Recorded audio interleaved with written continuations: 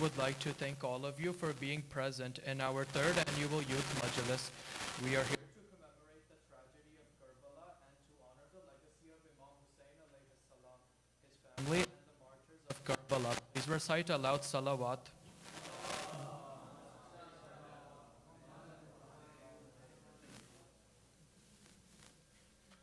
I would like to request Ali Raza Hassan Abedi to please come up and read Quran. Salawat.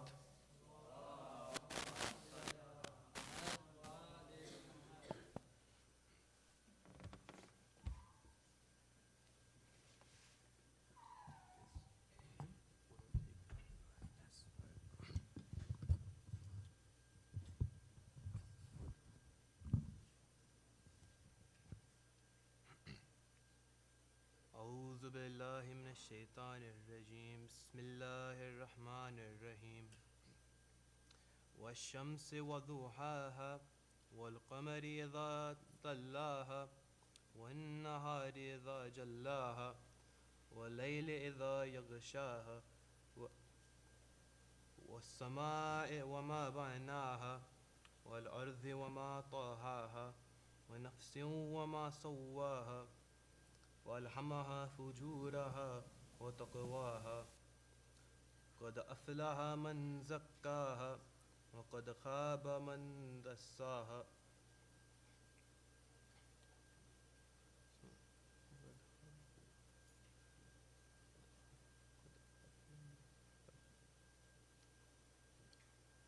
كذبت ثمود بطغواها إذ انبعث أشقاها فقال لهم رسول الله ناقة الله وسقياها فكذبوه فعقروها فدمدم عليهم ربهم بذنبهم فسواها ولا يخاف عقباها صدق الله العلي العظيم.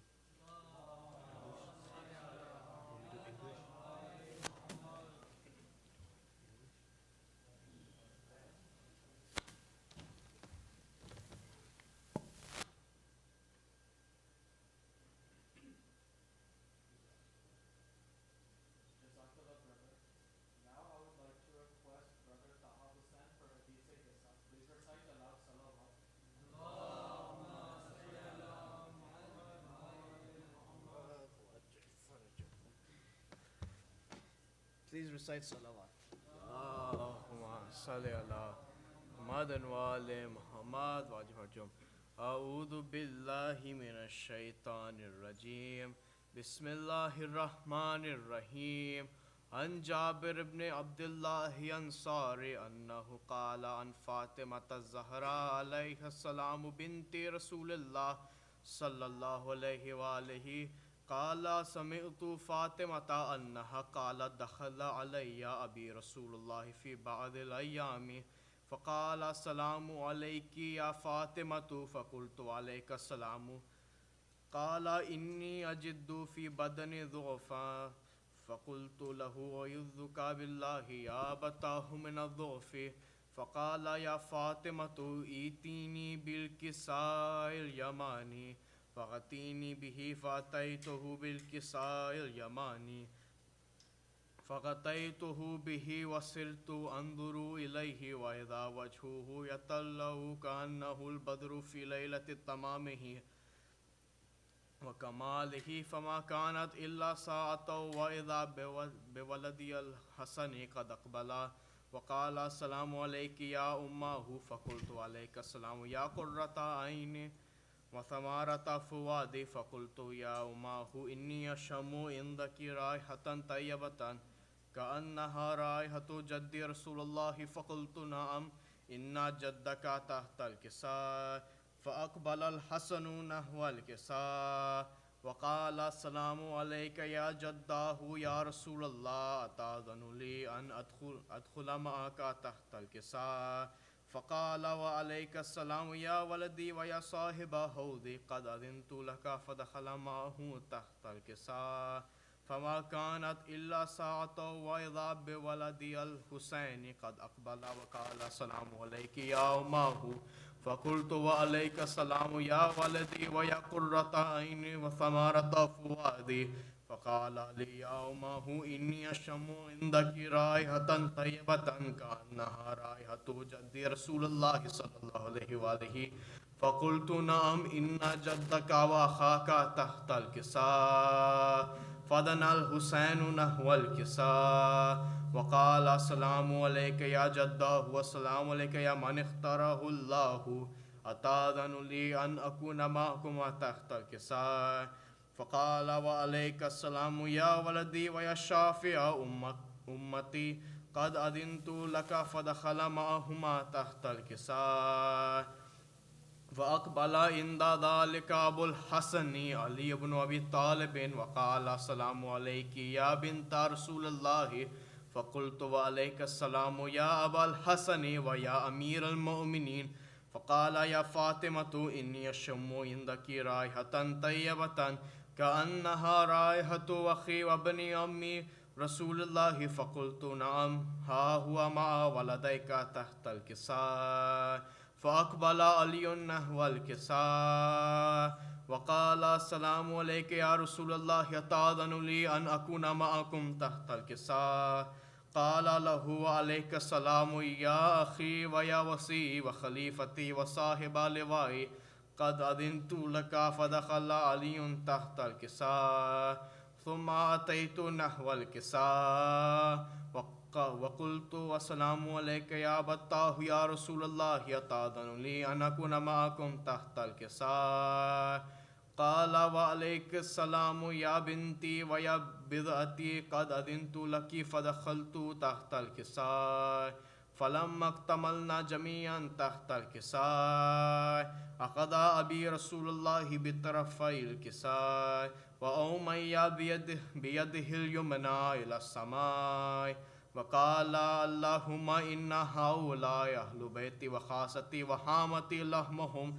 لحمي ودمهم دمي يؤلمني ما يؤلمهم ويحزنني ما يحزنهم أنا حرب لمن حاربهم وسلم لمن سالمهم وعدو لمن عداهم ومحب لمن أحبهم إنهم مني وأنا منهم فاجعل صلواتك وبركاتك ورحمتك وغفرانك ورضوانك وعلي عليهم واذهب عنهم الرجس وطهرهم تطهيرا اللهم محمد وآل محمد واجر فرحهم فقال الله عز وجل يا ملائكتي ويا سكان سماواتي إني ما خلقت السماء مبنية ولا أرضا مدحية ولا قمرا منيرا ولا شمسا مضية ولا فلكا يدور ولا بحر يجري ولا فلك يسري إلا في محبة هؤلاء الخمسة الذين هم تحت الكساء فقال الأمين جبرائيل يا ربي ومن تحت الكساء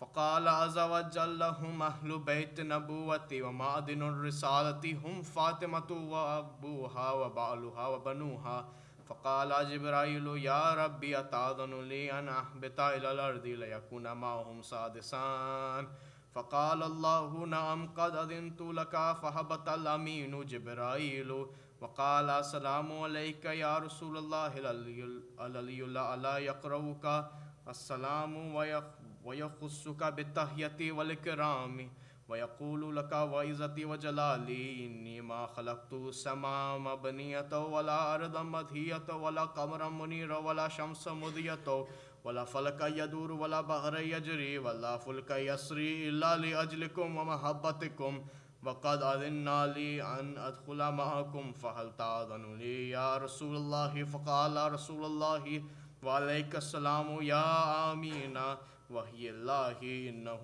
نعم قد أذنت لك فدخل جبرائيل معنا تحت الكساء فقال لأبي إن الله قد أوحى إليكم يقول إنما يريد الله ليذهب عنكم الرجس أهل البيت ويطهركم تطهيرا اللهم محمد وآله فقال علي لأبي يا رسول الله أخبرني ما لجلوسنا هذا تحت الكساء من فضلي عند الله فقال النبي والذي بعثني بالحق نبي واصطفاني بالرسالة نجي ما ذكر خبرنا هذا في محفل من محافلي أهل الأرض وفيه جمع من شيعتنا ومحبين إلا ونزلت عليهم الرحمة وحفت بهم الملائكة واستغفرت لهم إلا أن يتفرقوا فقال علي إذا والله فزنا وفاز شيعتنا ورب الكعبة فقال النبي ثانيا يا علي والذي بعثني بالحق نبي واصطفاني بالرسالة نجي ما ذكر خبرنا هذا في محفل من محافل أهل الأرض وفيه جمع من شيعتنا ومحبين وفيهم مهموم إلا وفرج الله همه ولا مغموم إلا وكشف الله غمه ولا طالب حاجتي إلا وقضى الله حاجته فقال علي إذا والله فزنا وسودنا وكذلك شيعتنا فازوا وسودوا في الدنيا والآخرة ورب الكعبة اللهم صل على محمد وآل محمد.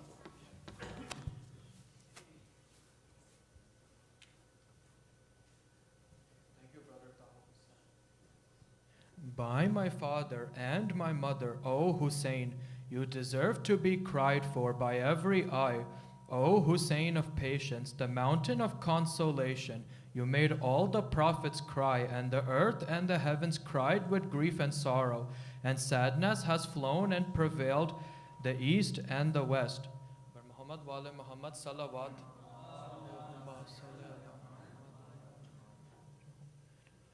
Now I request Ali Zaman to please read Salam. Salawat.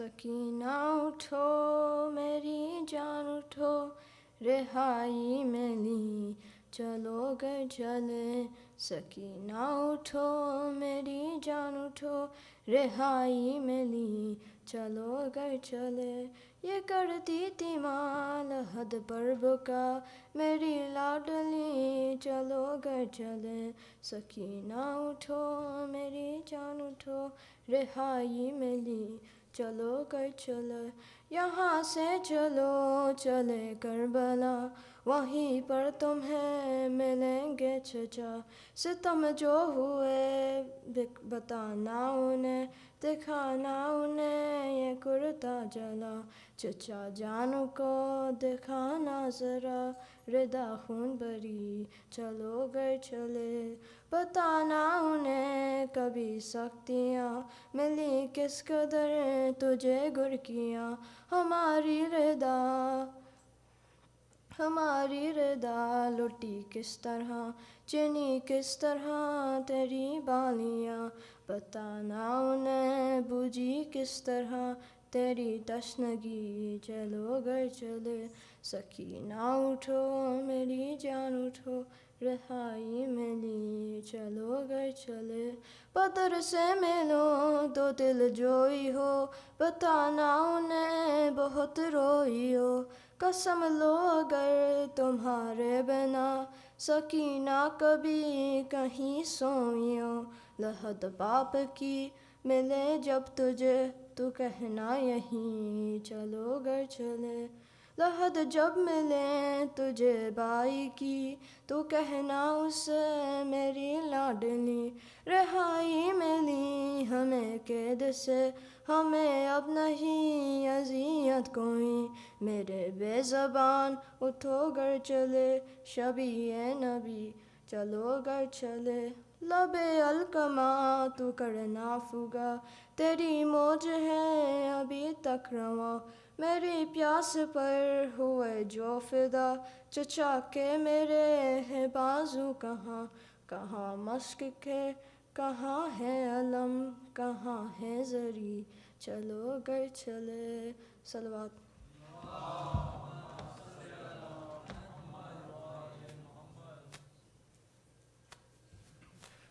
Thank you, Ali Zaman. Now I request Abbas Hussain Kazmi to please read Salam.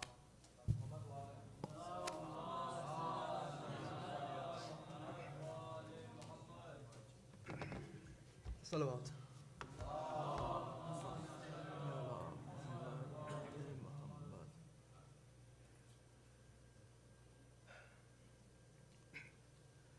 Sajjad رہائی پا کر بھی پردیس سے گھر کو آ کر بھی جب اشک بہاتے رہتے تھے زینب سے دکھ دیکھے نہ گئے ایک روز تڑپ یہ پوچھا کہ سجاد تو کب تک روئے گا اس وقت میرے مولا نے کہا اس وقت میرے مولا نے کہا اماں ہے اپنے مقدر پر سغرا کے سوالوں پر کیوں نہ روئے سجاد اے میری پھوپھی انصاف تو کر نیزے پہ جو دیکھے باپ کا سر ہو سات سفر میں وہ جس نے چھیرا تھا علی اکبر کا جگر دھروں کی سزا ملتی ہو جہاں بچوں کو اشک بہانے پر کیوں نہ روئے سجاد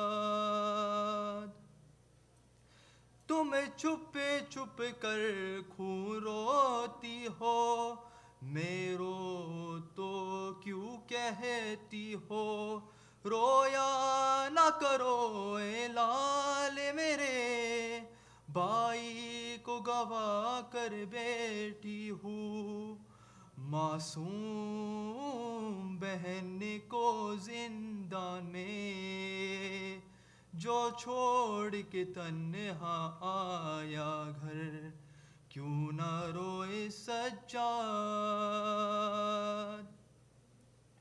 نیزے سے گرا عباس کا سر میں دیکھ چکا ہو وہ منظر دربار میں کیوں مر نہ گیا جب نام تمہارا لے لے کر کہتا تھا لئی زینب ہے کہاں لے آؤ یہاں پر بے چادر کیوں نہ روئے سجاد سب قتل ہوئے میں زندہ تھا بیمار سے ہی لڑ سکتا تھا شرمندہ ہوں میں اصغر سے وہ تیر ستم سے لڑ تو گیا وہ تیر میرے کیوں کر نہ لگا جس تیر سے گھائل تھا اصغر کیوں نہ روئے سجاد کیوں سامنے سگرا کے جاؤ بہتر تو یہی ہے مر جاؤ تم زندہ ہو اکبر نہ رہا وہ پوچھ تو کیا بتلاؤ کیا صبر کرو کیا ضبط کرو ہے زخم بہت دل کے اندر کیوں نہ روئے سجاد کیوں نہ روئے سجاد کیوں نہ روئے سجاد پر محمد وآل محمد صلی اللہ علیہ وسلم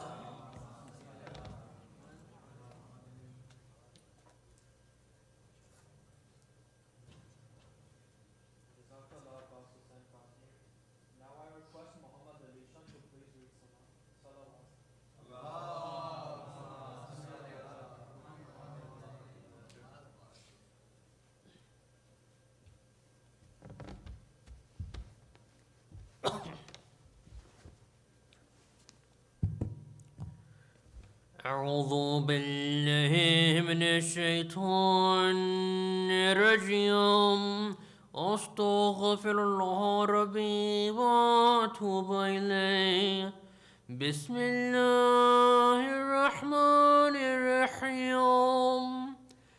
From age to age and virtue's age shall live the deathless story. His loss remain the martyr's gain, his shame the martyr's glory, till truth shall lie and honor die, and time itself be hoary. Arise, Hussein, arise, chief of the prophet's seed, fling abroad thy banner to the skies, and come with utmost speed. O ere the throne of the All-Wise usurped to be by foul Yazid, he's donned his armor bright, his father's sword girt on, the sword of Ali as the might of the destroyer's own, and he is off ere morning light, across the desert wide and lone. Now Kufa, keepeth thy word, to the good cause be true. Yazid has sent a giant horde to march thy province through, the hirelings of his father's horde, who grace or mercy never knew. They bore his godlike head aloft, his mouth struck with their whips. O mouth that I have seen so oft, a teem with angel quips, and baby kisses warm and soft, pressed to the prophet's lips. O body trampled, fouled, disdained, which charmed the gazer's eye, the blood from out of thy veins that drained was heaven's electuary. No horse's hooves were ever stained in so divine a dye. O barren plain of Karbala, with herb nor yet with sod, be clad eternally for us. There overwhelmed downtrod, the holy son of Bibi Fatima gave up his soul to God. Sadaqallahu al-Azim. Salawat.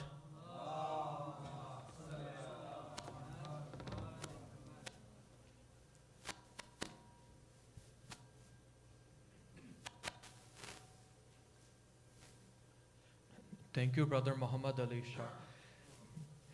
Imam Hussein alayhi salam stated, "Death with dignity is better than a life of humiliation." Salawat.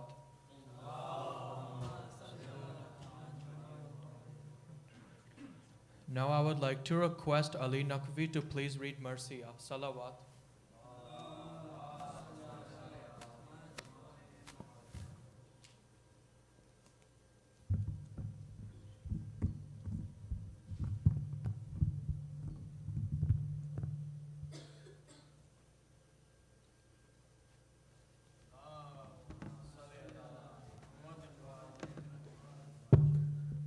Salawat.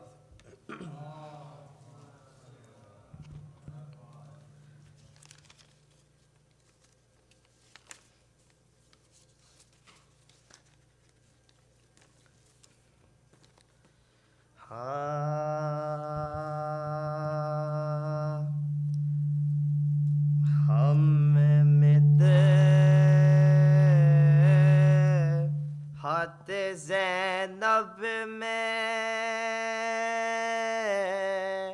ज़बां खोल रहे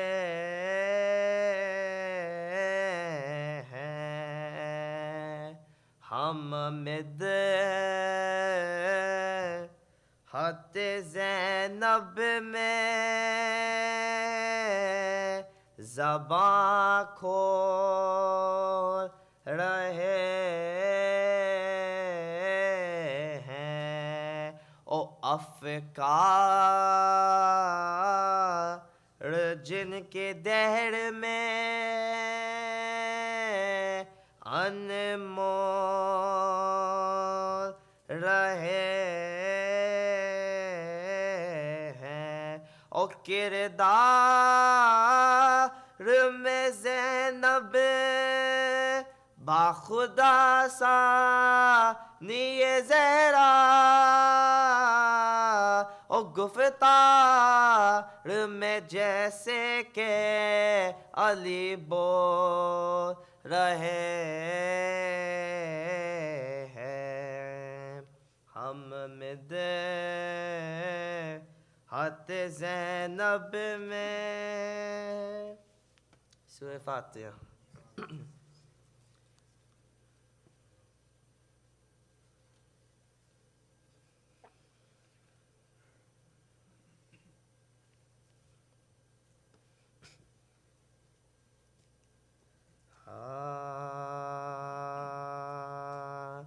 جب گل ہوا چراغ حرام قید شام میں یعنی سکینہ مر گئی یاد امام میں دیکھے ستام یزید کے دربار عام میں شہ کے سلام میں کھو گئی دارالسلام میں شہ کے سلام میں کھو گئی دارالسلام میں او دنیا میں داد رسنا ملا داد خواہ کو اور جا کے نشان تماچوں کے دکھلائے شاہ کو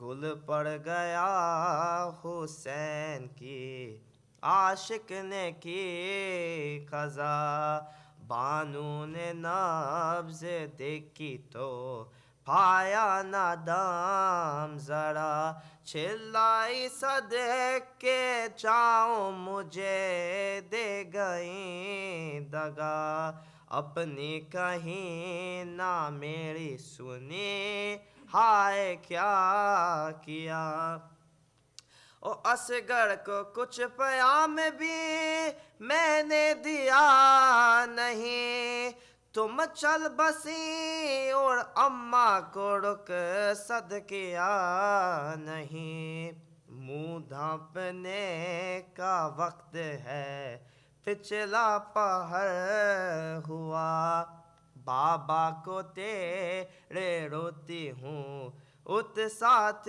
دے میرا کرتے سے منہ کو داب کے پہلو میں بیٹھ جا اماں کی بیٹی اماں کو آواز تو سنا اماں کی بیٹی اماں کو آواز تو سنا او ماتم سرائے گرتا تیرے بین کرنے سے زندہ نے سونا ہو گیا بی بی کے مرنے سے اماں کی پیاری بابا کی پیاری زبان کو کھول لاتی ہوں شربت اے میری پیاسی دہاں کو کھول مارو رہی ہے دیدائے گو ہر فشاں کو کھول مہمان بندے گلے سے نہ جھاڑی سے ماں کو کھول دادی کھڑیں گی بی بی کی زلف سوار دوں لو اتو یہ پتا ہوا کرتا اتار دوں اکبر جدا نہ ہوتے تھے بابا سے ایک دم، اصغر سے اور تم سے بہل تھا میرا غم، اب نا امید ہو گئے دونوں طرف سے ہم، دکھیار میرے دکھ کے صدا کھائیں گے قسم، اور تقدیر کیسی پھر گئی تقدیر کیسی پھر گئی مجھ کستہ حال کی، وہ 6 مہینے کے گئے تم 4 سال کی، جب گل ہوا چراغے صلوات۔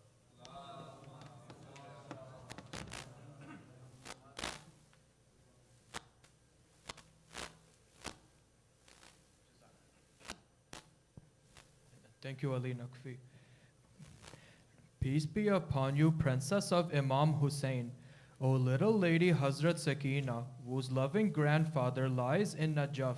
You suffered a lot at Karbala, where your brother Ali Asghar was martyred by a Hormala. They did not give him water, instead they made him slaughter. O little lady Sakina, Muslims all over the world mourn for your father Imam Hussein. The tragedy and hardships that befall him will never be forgotten. Please recite aloud salawat.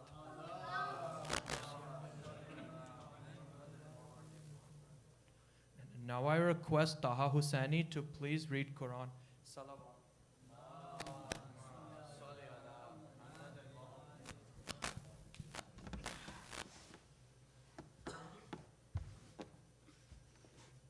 أعوذ بالله من الشيطان الرجيم بسم الله الرحمن الرحيم تبت يدا أبي لهب وتب وما أغنى عنه ماله وما كسب سيصلى نارا ذات لهب وامرأته حمالة الحطب في جيدها حبل من مسد صدق الله العلي العظيم.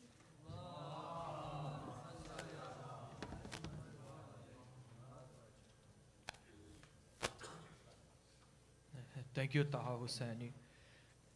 Today we have the honor of benefiting from our esteemed youthful speaker, Brother Ali Hassan Abadi. On behalf of Shah-E-Najaf Youth, we would like to welcome Brother Ali Hassan Abadi with a loud salawat.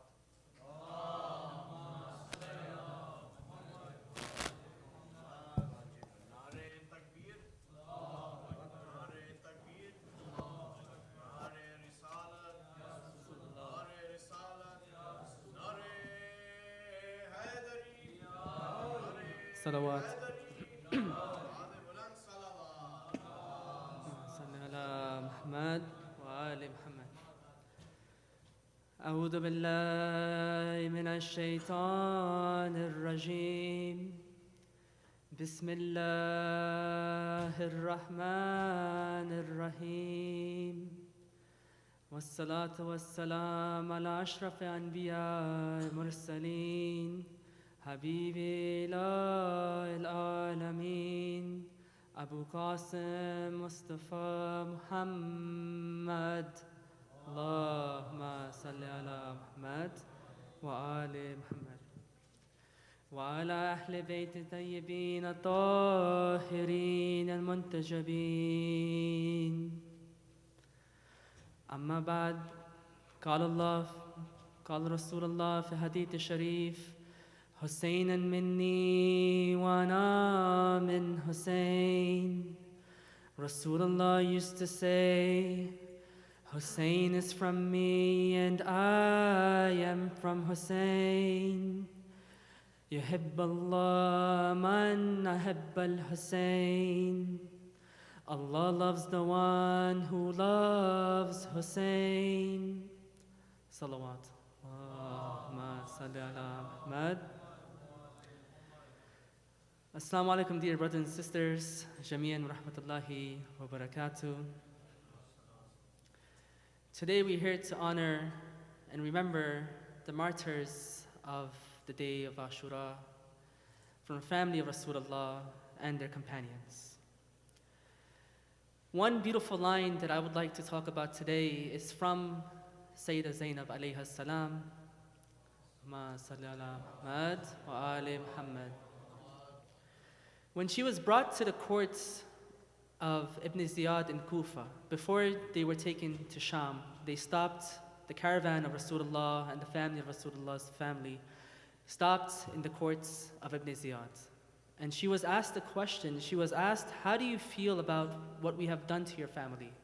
They were trying to boast to Sayyidah Zainab alayhi salam. They were trying to boast and say, look what we have done. We are the ones in power. We have slaughtered your entire family. How do you feel? And she replied a very beautiful reply which has confused historians until today. How can someone say this? She says, Ma ra'aytu illa jamila. I saw nothing but the beauty of God. And until today, people are confused. How can someone who's seen her entire family slaughtered say such a beautiful line in that moment? And this is something that, if you really look at reality today, 1400 years later, does anyone know where's the grave of Yazid? I ask anyone here today, does anyone know where it is? No one knows where it is. But yet, year after year, the biggest and largest gathering of the world today is where? Arba'in. The Arba'in, Imam Hussein alayhi salam.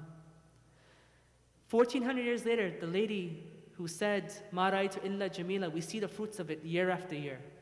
Where Yazid's grave is nowhere to be found, and the largest gathering in the world today is the gathering at the martyrdom anniversary, Imam Hussein alayhi salam. And this is something we must realize, because today we're sitting in America, in New York. And every corner, and I give majlis in mostly every state in America, and I go to states that you can't even imagine in the South, that you would imagine there was a majlis there today. But Imam Hussein's name is being remembered in every corner of the world, in the East and the West. Now do you understand the beauty that Sayyidah Zainab alayhi salam had seen and what she responded to? Because she trusted Allah, and that's the most important thing we have to understand today. And Imam Hussein alayhi salam himself, what did he accomplish on the day of Ashura? What did he do? He gave his heart solely to Allah. And this is why Allah had placed the love of Imam Hussein alayhi salam in the hearts of billions throughout history, and will continue to do so throughout the end of time. And this is something very important that we must understand. Because if we understand what was Imam Hussein's, and I urge everyone to read the Maqtals and read the actual story of what happened on the day of Ashura. Because Imam Hussein alayhi salam, he gave very beautiful speeches. And one of his most beautiful du'as at the end, his last du'a, when he's faced with the enemy and thousands in front of him, he says, "O Allah, I turn to you in every calamity. And I turn to you through every hardship. You are my hope and my remedy." These were the beautiful words of Imam Hussein alayhi salam. And this is something I urge everyone to understand. When you're facing troubles in your life and you're facing hardships, recite the beautiful dua that Imam Hussein alayhi salam recited on the day of Ashura. Because what more powerful dua can you get than the one who's faced with losing his entire family, faced with his life is about to go away, but he says to Allah, "Oh Allah, I turn to you in every calamity, and you are there for me in every hardship." And it's something I want everyone to understand, and I want us to live by this, because this is something that will keep us going through the hardest of times, because life sometimes will get hard. And it's something I want everyone to learn, to understand that when life gets hard, turn towards Allah. And that's what Imam Hussein did. And Imam Hussein did not, he was martyred, but by giving his life that day, he became eternal. And it's something that people throughout all of humanity and throughout all of time will try to understand and can never comprehend what had happened. How can someone who lost the battle in the eyes of people, he won the greatest victory of all? He carried on the message that he came to do, the message of Rasulullah, and until today it carries on. The proof of this is right here. 1400 years later, year after year, non-stop, the Majlis Imam Hussein alayhi salam are happening. And it's something very powerful. And it's something we have to always understand, why is this happening? You know, in Surah Al-Baqarah, there's a verse in the Quran which says that verily those who are slain in the way of Allah, they're not dead, they're alive. We all read this verse in Surah Al-Baqarah. It says, do not say those who have died in the way of Allah are dead, nay, they are alive, but you perceive not. And we hear this verse many times. But this verse has many interpretations, and one of them is that not only is that person spiritually alive, but they're alive through the hearts of people, and their message is alive. And that interpretation is what Imam Hussein alayhi salam is embodying today. Because through him, we understand how to get closer towards Allah, and what is the lessons that we learn from the Battle of Ashura. And we learn that it is his legacy that protected the morals and ethics of Islam until today. You know, Imam Zain al-Abidin alayhi salam, Allahumma salli ala Muhammad wa ali Muhammad, he was asked, how do you know that your father had succeeded? He says, do you hear the adhan today? If you hear the adhan, know that my father succeeded. And as long as you continue to hear the adhan, you'll know that the message of Imam Hussein alayhi salam continues to live on. Because he died and gave his life for the principles of Muhammad wa ali Muhammad, and for the legacy of his grandfather and the principles of the Quran to live on forever. And that has reached us until today, subhanAllah. Now, Allah says in the Holy Quran in Surah Al-Saf, He says they wish to extinguish the light of Allah. That means they wish to get rid of the light of Allah. But to the dismay of the disbelievers, Allah will always protect His light. And this is something that we learn today. Imam Hussein alayhi salam, he protected the light of Allah through his sacrifice. And that light is something that we all see today. Through the majalis that are held every single year, we call this Imam Hussein University, because everyone at the beginning of every single year will come, learn about Islam, learn about the sacrifice of Ali Muhammad, and get closer towards Allah. And this is a miracle in itself.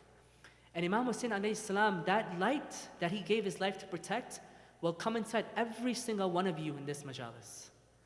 And I've seen people year after year, sometimes the youth, when they were younger, they used to sit all the way at the end. Year after year, they're closer and closer and closer to the front. And they change themselves. You may not even realize it. You have been coming here your entire life, from as a child until now, or to your adulthood. But that light, every single year, is being repeated inside you. And it's growing inside you. And that light itself will manifest itself one day or another. And you'll be thankful for the majalis that you've attended, because this is what you get, the gift of attending the majalis of Imam Hussein alayhi salam.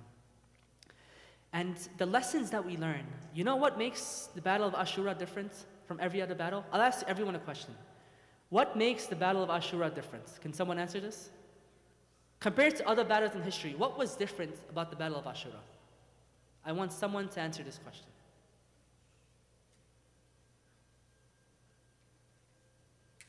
Go ahead, brother.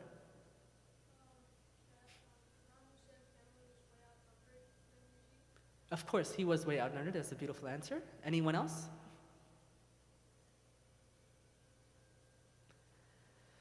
What makes the battle of Karbala and the day of Ashura unique compared to every other battle in history is that no matter who you are, whether you're an old man, a youth, an older woman, a little girl, a grandfather, a daughter, a father, a brother, a friend, Muslim, non-Muslim, everyone can relate to the Battle of Ashura, because everyone had a part to play in the Battle of Ashura. If we look at Habib ibn Madahir, those who don't know who he was the companion Imam Hussein alayhi salam who was in his 70s. When he was told that Imam Hussein alayhi salam is fighting on the last day, Habib left everything. In his 70s, they say his beard used to touch the ground. That's how long his beard was. That's how old he was. He left everything to come towards Imam Hussein's help. He was one of his closest friends. Through him, we learn two things. Number one, we learn about the loyalty to the Imam of your time. That's something that's very important for us to learn today. Because we don't know when the dhuhr of Imam Sahib Asr wa Zaman, Asharat ala Farash al-Sharif, will happen. Allahumma salli ala Muhammad wa ali Muhammad.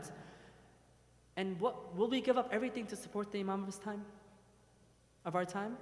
It's something we must think about always and every single day. Or are we too busy in the comforts of our life and we'll have to think about it and maybe delay when the Imam will need us? Maybe it will happen in a lifetime, maybe it won't. But are we ready every single day? Is that something we must always think about? And the second lesson we learn from Habib ibn Dahir is that friendship. He was Imam Hussein's friend. The company that you keep will either elevate you or destroy you. And that's something very important, especially in your age to now, as youth. The psychological effects of the friends you keep is very important to understand. You know, there was a study done by Solomon Asch. It's done in the early 1900s. It's called the conformity effect. The group that you're surrounded with, most of the time, most likely, you're going to take the decisions that they take. It's like basic human psychology. Solomon Asch, he did an experiment in the 1930s or the 1950s, around early 1900s, and his experiment was this. He brought a group of youth and he wanted to do an experiment. So what he did, he showed them a single line and then he would show them a second option. 3 lines, all different sizes, and he would ask the people which of the lines in the second chart matched the first one in length. And there was one that was completely identical. There was one that was completely off, like 5 times the size. And there was one that was, close enough. What he would do, he would ask the first person individuals to come and do this. When the individuals would come themselves and do this experiment to match the line, to see which one's the most similar to the first one, the individuals themselves would get it correct. Most of the time, it was very obvious. It was a very obvious answer. There was one that was like this, and there was one that was like 6 times the size. But the experiment he did, he trained a group. He told the group of people, about 10 people, there was 12. He told 10, 11 of them that all of you are going to answer the wrong thing on purpose. No matter what happens, you're always going to pick the wrong line, the one that's 6 times the size. And there's one person who does not know this experiment is happening. He thinks that he's just being tested, right? So there's a group of 12 people, 11 people are inside, 11 people are always going to pick the wrong answer on purpose. And that one individual, he doesn't know what's going to happen, but he just has to know he has to pick the right answer. The first experiment happens, they all pick the right answer, all 12 of them. Now the person who's with the group, the next 10 times, the group had picked the wrong answer. The entire 11 people, with the exception of the 12, were choosing the wrong answer. They were choosing the line at 6 times the size, which makes no obvious sense. But what do you think happened to the 12th person? What do you think he chose those 10 experiments? After he's seen the 11 people out of 12 choose the wrong answer 10 times, he himself, even though as ridiculous as it was, he started choosing the wrong answer. Why? Because this is the conformity effect in psychology. And they asked him, and they did this experiment with multiple people, and they asked all of them, why did you choose the wrong answer? And you know what they all said? We all know this answer was wrong, but we did not want to be made fun of. We did not want to seem as the outlier. We didn't want to seem as different from the group. It's something for everyone today to think about, especially now when you're making friends. What you don't understand now is that the friends you choose will either make you or break you in your life. And it's something very important to understand. Because like those people, like that person, the 12th person, most of the times you're not going to want to speak up. You're going to do what they want to do, and you don't want to be made fun of. And it's very hard to change friends after you become friends because that bond has been built already. So remember this, who you choose will either make you or break you for the rest of your life. They'll either lift you up spiritually or they'll destroy you. And we always ask people, who do you want to be at your janazah? Choose those friends, those who will carry you for the rest of your life. It's something very important to remember this. Because you don't understand the power of influence of peers until it happens to you, and then it's too late. So always remember this when you're choosing friends. Rasulullah, Prophet Muhammad sallallahu alayhi wa alayhi wa sallam, Allahumma salli ala Muhammad wa ali Muhammad. He says the saddest person is the person who made the wrong friendships. Because at the end of his life, he'll regret it the most. So remember this, all of you. And that's a very important lesson for us to learn. Now, we learned about friendship, loyalty to our Imam. Now we look at Hazrat Hur. Hazrat Hur is one of my most favorite people to speak about, and someone I can relate to the most, and someone all of us can relate to the most. Because Hazrat Hur ibn Riyahi, he was not an infallible, he was not a masoom, he was a human being just like me and you. And he taught us about the mercy of Allah. And it's something very important for us to realize, especially in your early ages, that Hazrat Hur, he made many mistakes. But what happened? In the last moment of his life, he says, I was choosing between heaven and hell. I chose hell. I chose heaven, he says. He did not choose hell. He says, I had two choices in front of me. He knew eventually he was going to go to hell by facing Imam Hussein alayhi salam, no matter how much money he was going to be given. And he says, I chose the path of God. Everyone here today has made mistakes, is going to make mistakes in life. Remember that no matter what you have done in your life, and no matter what you're going to do, that the mercy of Allah is limitless. Never ever forsake the mercy of Allah. Never think that you have done something that you can never go back to Allah for. You know, Shaitan, there's a beautiful saying. It says that Shaitan told Allah that no matter what happens, I'm never going to leave your creation until the last moment of their life. I'll always be after them, no matter what happens. And Allah's reply was the most beautiful reply you can ever imagine. He says, neither is my mercy going to leave them till that moment. So remember this.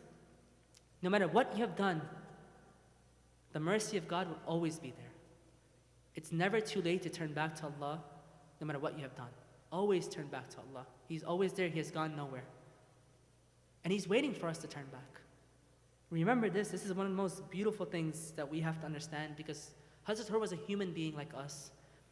And one decision, those who have been to Iraq, you can see when you go towards his shrine, you see how big his shrine is today.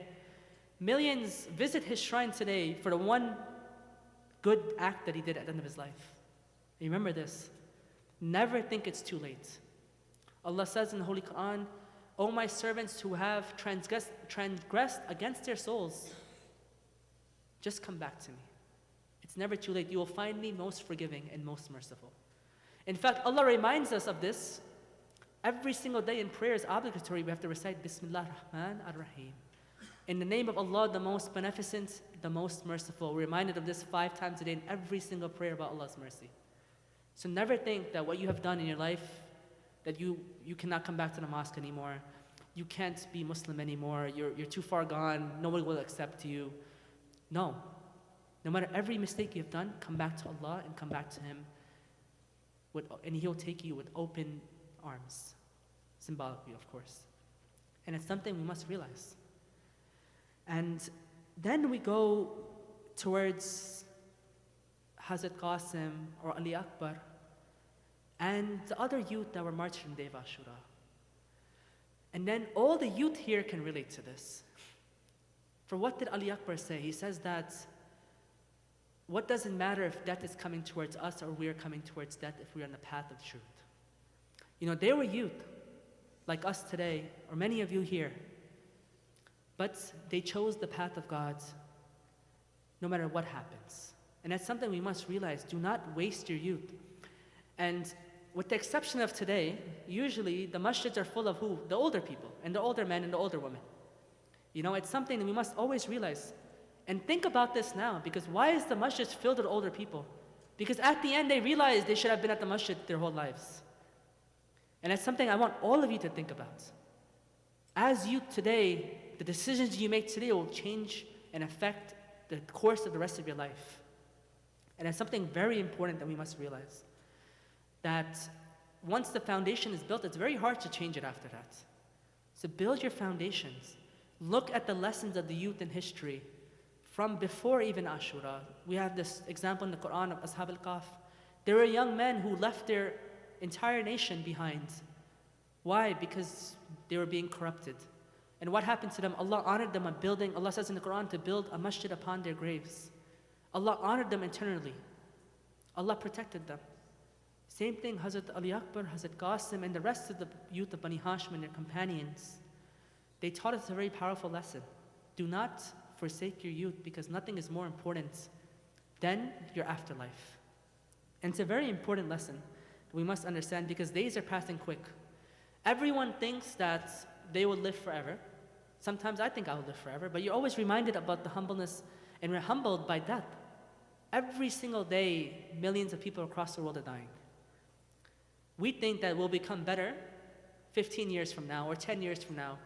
Someone tells me I'll do ziyarah when I'm older, or I'll go to Hajj when I'm older, or I'll grow a beard when I'm older, or not, or a sister, I'll wear hijab when I'm older. Who promised you even tonight?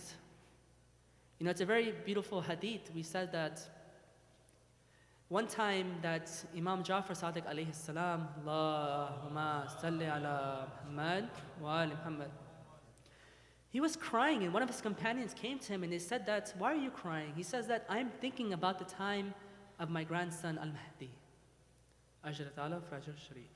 Allahumma salli ala Muhammad wa ali Muhammad. And he says that a time will come when the people will wake up full of iman. In the morning, we're the best of Muslims, but he says at the end of the night, they'll go to sleep without any faith. Think about this. How strong is our faith today? Is it shaken by the littlest things? Or do we stand on our morals when we face hardships in life? And that's something we must always remember. Standing on our faith and staying strong to our faith. It's something, that's why I chose today's lecture to be the trusting in God. And it's something very important for us to realize. What do we learn next from Imam Hussein alayhi salam? We learned mercy, we learned patience. Imam Hussein alayhi salam, he offered water to the horses of the ones who were going to capture his family. While he knew he was going to be captured and they're going to run out of water in the deserts, he offered the horses water. You know, it says on the day of Ashura, when Imam Hussein alayhi salam, there was a soldier from the army of Yazid whose brother was killed. And he charged towards Imam Hussein alayhi salam, ready to kill Imam Hussein alayhi salam. But what happened, he fell down. And before he can get to him, he fell down and he dropped his sword, his shield, everything. And he was helpless in front of Imam Hussein alayhi salam. Imam Hussein alayhi salam, this man was coming towards him, charging towards him. He fell down. Imam Hussein could have easily finished him off. But what did Imam Hussein do? He went towards him. He says that, oh man, are you all right? What is it? Why is it that you were in such a heat that he was in, rushing towards Imam Hussein alayhi salam? He told him, my brother had died. He says, I understand your condition, and I will allow you to go back. He let the person go back because Imam Hussein knew he was charging towards him because he was emotional. He knew his brother had died. This is common human emotion. Anyone would do the same thing. He understood his emotion, he let him go back. The person who was running towards him, ready to kill him, just because he knew his state of mind, he says, go back. Go back to the army. He gave him a second chance. And I ask you today, all of us, how many of us today would show the mercy that Imam Hussein had shown to his enemies, to even our family members or friends? This is the enemy we're talking about. Sometimes we do this with our own family members, or our own friends, or our own community members. The littlest mistakes, we won't forgive them.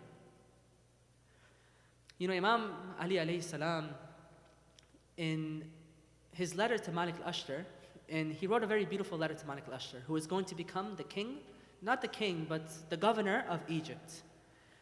And we always hear this very beautiful line. He says that one is either going to be your brother in faith or equal in humanity, but no one ever completes the rest of that beautiful sermon. The rest of the sermon, he says that Imam Ali alayhi salam, he says something very beautiful to Malik al-Ashtar. He says that, O Malik, you're going to be in charge of people. I want you to remember one thing. Forgive people as you want Allah to forgive you. For there are people like you and humans like you who will make mistakes in life. So remember this. And I want everyone here to memorize this line, these beautiful statements Imam Ali alayhi salam in their own lives. Forgive others as you want Allah to forgive you. Remember this. Because all the purpose of life is to do what? To get closer towards Allah. And why do we get closer towards Allah? Is it for Allah's benefit or is it for our benefit? You know, Allah's beautiful names and qualities, Ar-Rahman, Ar-Rahim, as we get closer towards Allah, we should embody these qualities in our life. We should become more merciful. We should become more just. He's Al-Adil, we should become more just. He's Ar-Rahman, we should become more merciful. We should These are the qualities in our life that we should start emulating in our own life.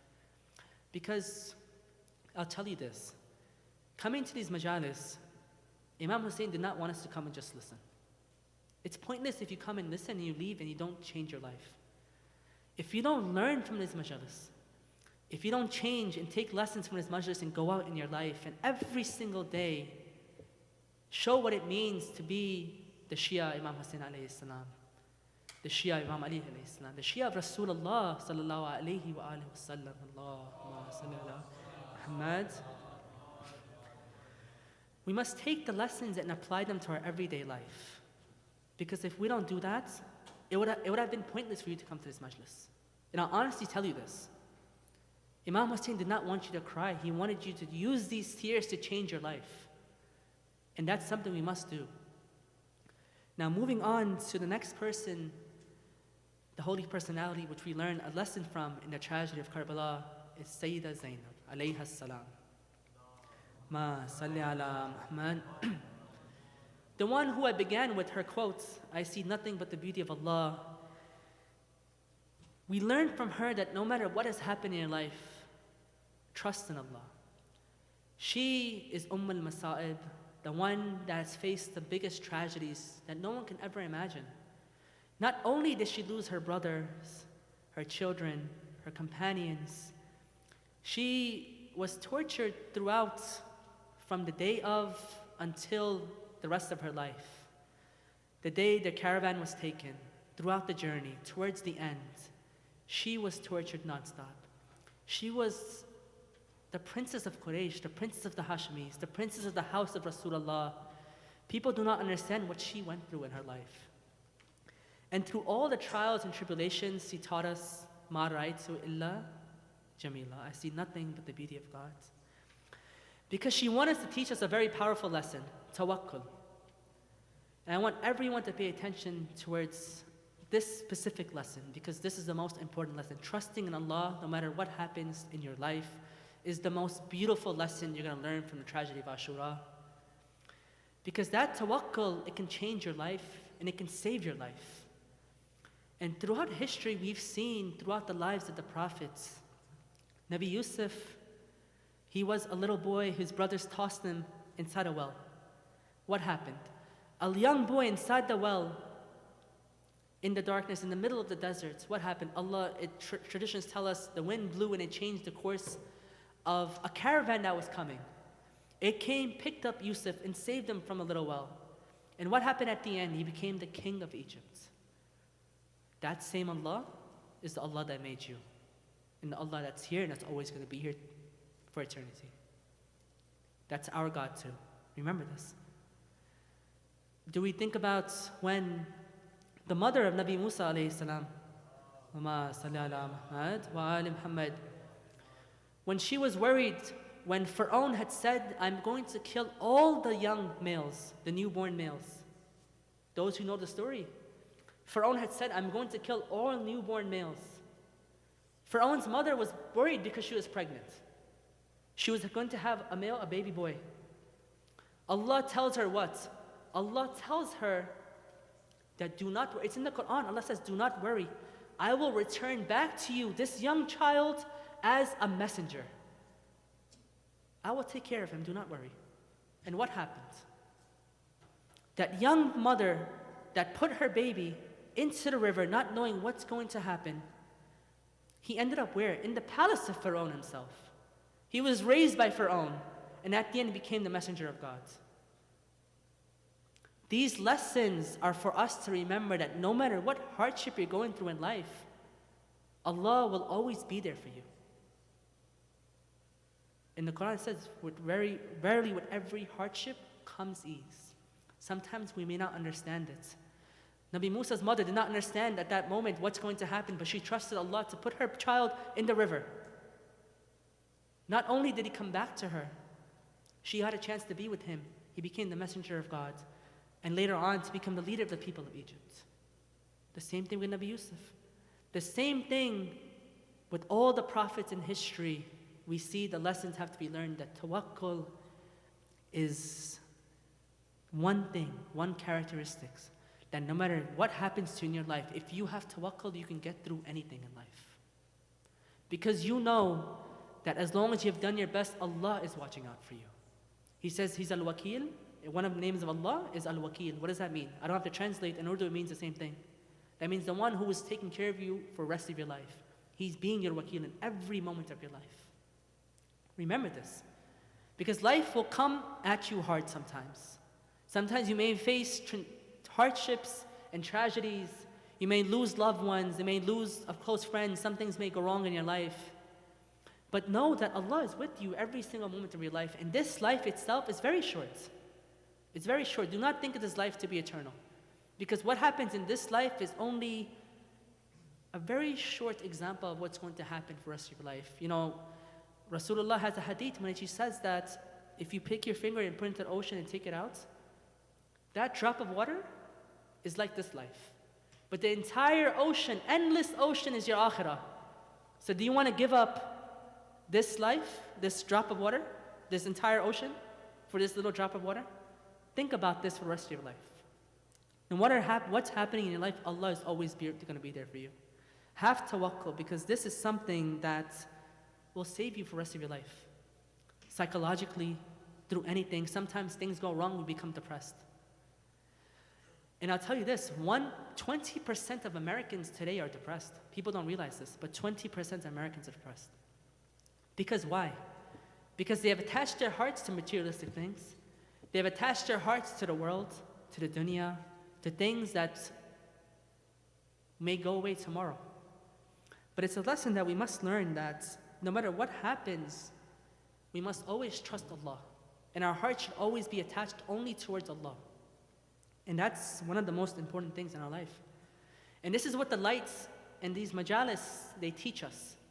That light I'm talking about, Allah gives those lights to the people who come in the majalis Imam Hussain al Islam. And like I said, year by year, you learn the lessons throughout all the companions. No matter who you are, you can relate and learn from the lesson of Karbala. And that's something that we must all grow and understand.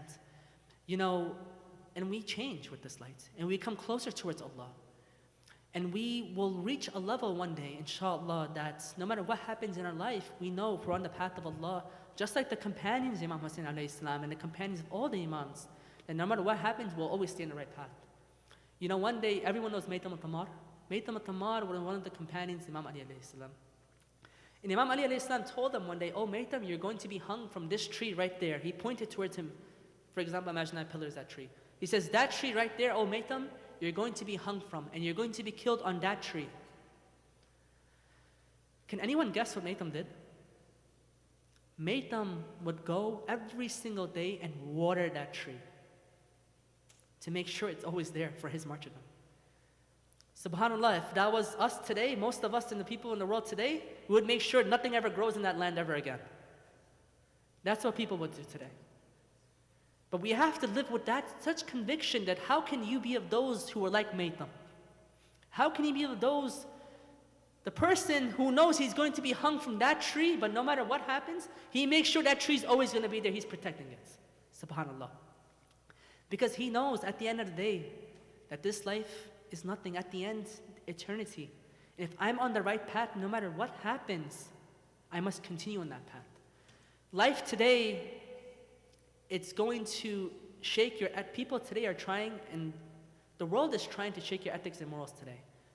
Imam Hussain alayhi salam, he gave his life to protect ethics and morals and to rectify the ummah of Rasulullah sallallahu alayhi wa alihi wa sallam. Allahumma salli ala Muhammad wa ali Muhammad.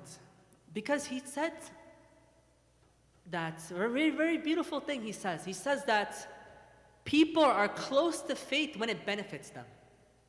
Many of us today are at the Majlis because it's convenient for us. It's a Saturday evening, it's 5 o'clock. Sometimes it's very convenient for us to be here. But I ask you this, when something goes wrong in your life, are you still going to have this compassion and faith? Imam Hussain alayhi salam, he says that people circle around faith when it's convenient towards them. But when they are faced with bala, trials and tribulation, the ones who hold on to faith are not a lot. And that's what happened on the day of Ashura. Why? because people had attached their love. What do you think happened on the day of Ashura? The people on the other side, an army of Yazid, you think they had not known that this is the grandson of Rasulullah? He reminded them, he says, do you not know that I am the grandson of Rasulullah multiple times on the day of Ashura?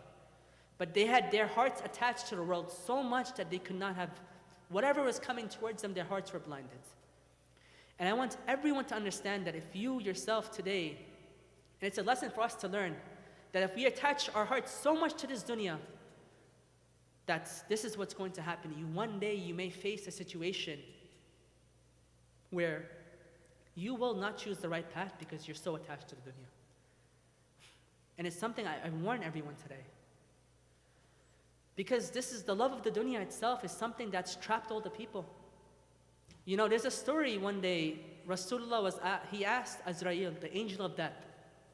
He asked the angel of death, was there ever a moment where you felt sad for taking someone's life?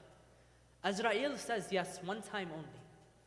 He says, there was a king who ordered his people to conquer a city, and he spent most of his life trying to conquer this one city.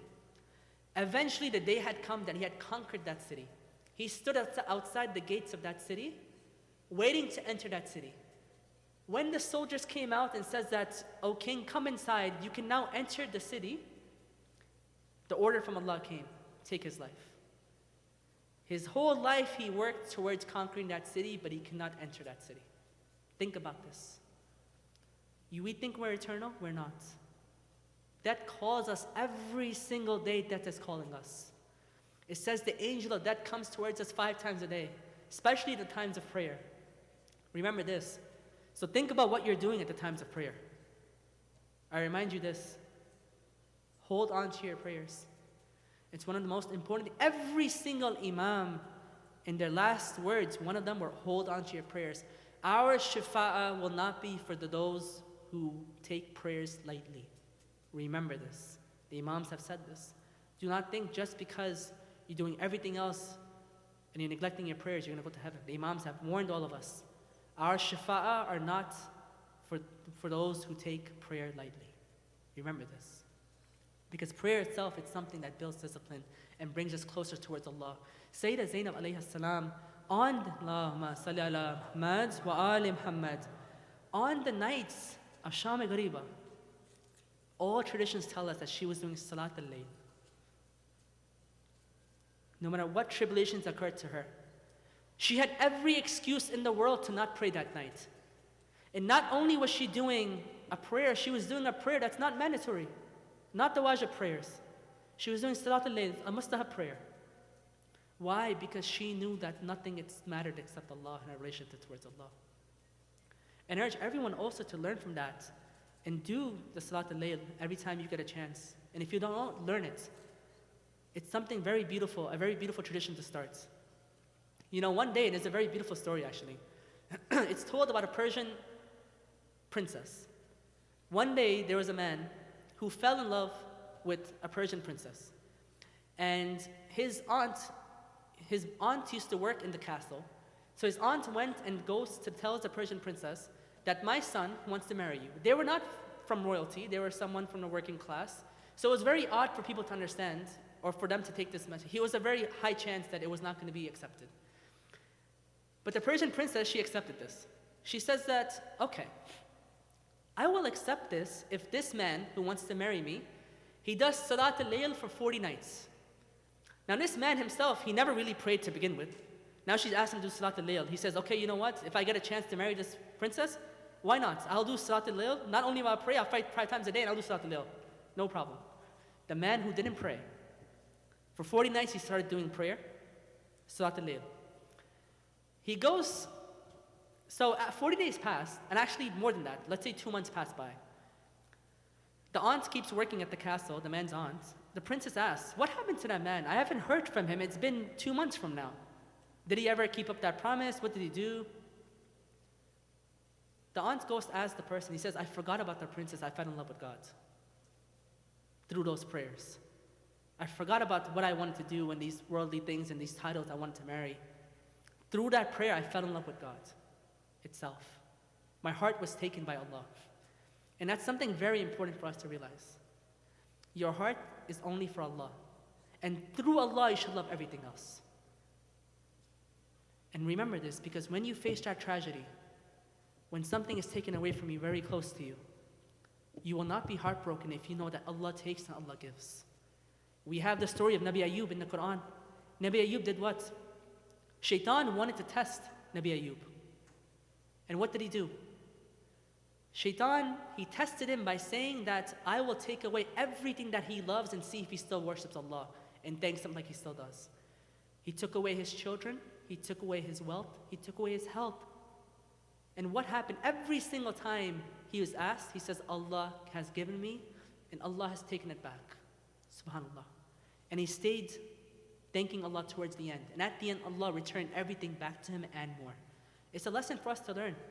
Because shaitan will come at you when times are hard. And when you're faced with tragedies in the world. And that's the time when shaitan will come at you the most. And say, where's your Allah now?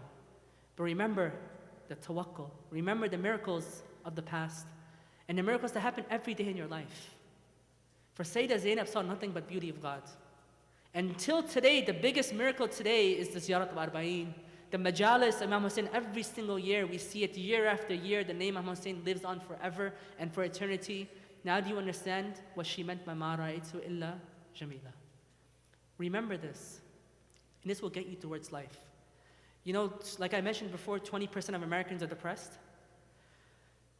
A study was done for those to show the people who are depressed what causes depression and what are the factors affecting these people.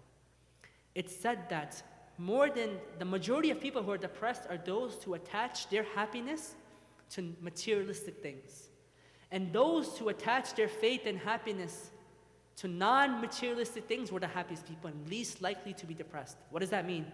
That means those who attach their happiness to, for example, my car or my mansion or my worldly thing, when that goes away, or when times become hard tomorrow, I will go into depression. But when my happiness is only in the remembrance of Allah and through the goodness of this world and attachment towards Allah, when something goes away, I know Allah only did this because it's what's best for me at the moment. Allah's looking out for me, He's my wakil. That if you lose your car or your job tomorrow, I won't go into depression. In fact, I'll know that Allah has done what's best for me. And it's something very powerful for us. Psychologically, it's very powerful for us. That's why tawakkul is one of the best things we can do in our life. To hold on to tawakkul, to have that faith in our life. And it's something very important for us. And this is something that we can change for the rest of our lives. And this is how we will change our life going forward. And I want everyone here to realize that these lessons that I mentioned from Karbala, from the tragedy of Ashura, are lessons that we should take every single day. You know, most of the time we come to the Majlis, we hear the stories. Today I chose to tell you lessons that you should apply every single day life. Mercy, tawakkul, faith, forgiveness, mercy towards others, loyalty. Hazrat Abbas himself was the biggest example of loyalty, like no one could ever imagine. The warrior who had the water in his hand after being thirsty, let it go. Why? Because he was loyal to the Imam of the time, to his brother, to family. He put others before himself no matter what happens. Always remember today in your life, if you want to be a good Muslim, put others before yourself. You know, we have many traditions as Sayyidah Fatima Zahra alayha salam, Allahumma salli ala Muhammad wa ali Muhammad. She would stay up all night praying, and people would ask them, why is she praying all night? And she would say that I want to make sure I'm praying for all my neighbors before I pray for myself. In fact, she used to say, if any of my neighbors go to sleep hungry, I have failed my duty as a Muslim tonight. These are the lessons I want every one of you today to take in your life. As you want to be the companions of the Imam today, people must realize this. People always say that, I wish I have been at Karbala. Today we have an Imam today. If you are the companions of the Imam Sahib Asr wa Zaman, Ajal Ta'ala Fajr Sharif, Allahumma salli ala Muhammad wa ali Muhammad. If you want to be there for Imam Hussein, you know that call that we say, that chant we say, Labbaik ya Hussein, what does it mean? It's not just a chant, it's the answer to the call that Imam Hussein made 1400 years ago. When he said, is there anyone there for me? When you say, Labbaik ya Hussein, you mean, I am here for you today, O Imam. And you want to be there for Imam Hussein alayhi salam, be there for the Imam of our time today. And what can you do to be there for the Imam of our time today? Attend the Majlis? This is only the first step. You want to be the Imam, be there for the Imam of our time today? Be his companions in everyday life. Show the world today what it means to be a Muslim. When the world today is showing us throughout social media everything the opposite of Islam, show them what it means to be a Muslim in this world. Show them the mercy of a Muslim. Show them the love of a Muslim. How will you spread Islam today? And how will you be an ambassador of the Imam today? Ask this question. I want everyone to think today, right now. How can you serve the Imam of your time today? How will I, myself, be an ambassador of the message of Imam Hussein? You think you cannot do it? What is the difference between you and her? What is the difference between you and the companions who are not Masumeen? Nothing. Nothing at all. You have that potential inside you to change the world yourself, to change and carry on the message of Imam Hussein alayhi salam. Imam Ali alayhi salam, he says very beautifully, he says that do not think of yourself as a small entity. Inside you is Alim al-Akbar. What does that mean? The greater world. Do not think of yourself as less. Every single one of you has the responsibility of carrying on the message of Imam Hussein alayhi salam in your life. And do not think you can't do it. And do not think you have to be a scholar like me today, sitting here, giving majalis to carry on the message of Imam Hussein. Every single one of you in your own capacity can do it. And I'll tell you one of the best of ways. One of the best ways today, the Imams have said, be a zina for us, a zina. That means be an adornment for us. That means wherever you go in your life today, whether you're in your workplace or in school, be the best example of a Muslim you can be. Be the best person. Be a nice person, a forgiving person, a merciful person. Show others what it means to be a Shia of Ali. Show others what it means to be a Shia of Rasulullah. Bring them towards Islam. That's how you'll be an ambassador of the Imam today. You know, there's many examples in the world we see that you will change the image of Islam just by being a good individual. Because one time, when you are a good person, with your coworkers, with your friends, and people are seeing, who is this person that's excelling in this field? Or when you're doing great in your field, whatever field you choose to do in your life, you're doing great, you're excelling in science, business, law, whatever you choose to do. They'll say, this person is a Shia of Ali. This person is a Shia of Ali. He's excelling in his field. You will make the names of the Imams proud like this. But make sure you are the person excelling in this world, but also excelling with your akhlaq. That's the most important thing. That's how you'll bring people towards Islam. Because when they'll see news that Muslims are doing bad things, they'll think back and say, oh no, I know this person. Or I know this person, Ali, he's a coworker, but he's the best example of a human being you can be. Muslims aren't bad. Everyone, if they follow his religion, that's what it matters. And many times you see this throughout life. People have seen, and even in America today, I've seen many examples of people who themselves have told me that our perception of Islam has changed because of the Muslims that we know. We know that those people that they portray in media, oh, those are not Muslims. They don't follow the path of Muhammad, wa ali Muhammad. They're not Muslims. Allahumma salli ala Muhammad wa ali Muhammad. And that's why I want everyone today to leave from here thinking, how can I answer the call of Imam Hussein alayhi salam? Because when he said, Hal min nasirin sunnah, is there anyone there to help me? There must be everyone. That call was for every Shia of every time, of every Imam, till the end of times. So do not think this responsibility is light. Every single one of you can fulfill it. No matter what path you choose to do, make sure you use that path to be an ambassador of Imam Hussein alayhi salam.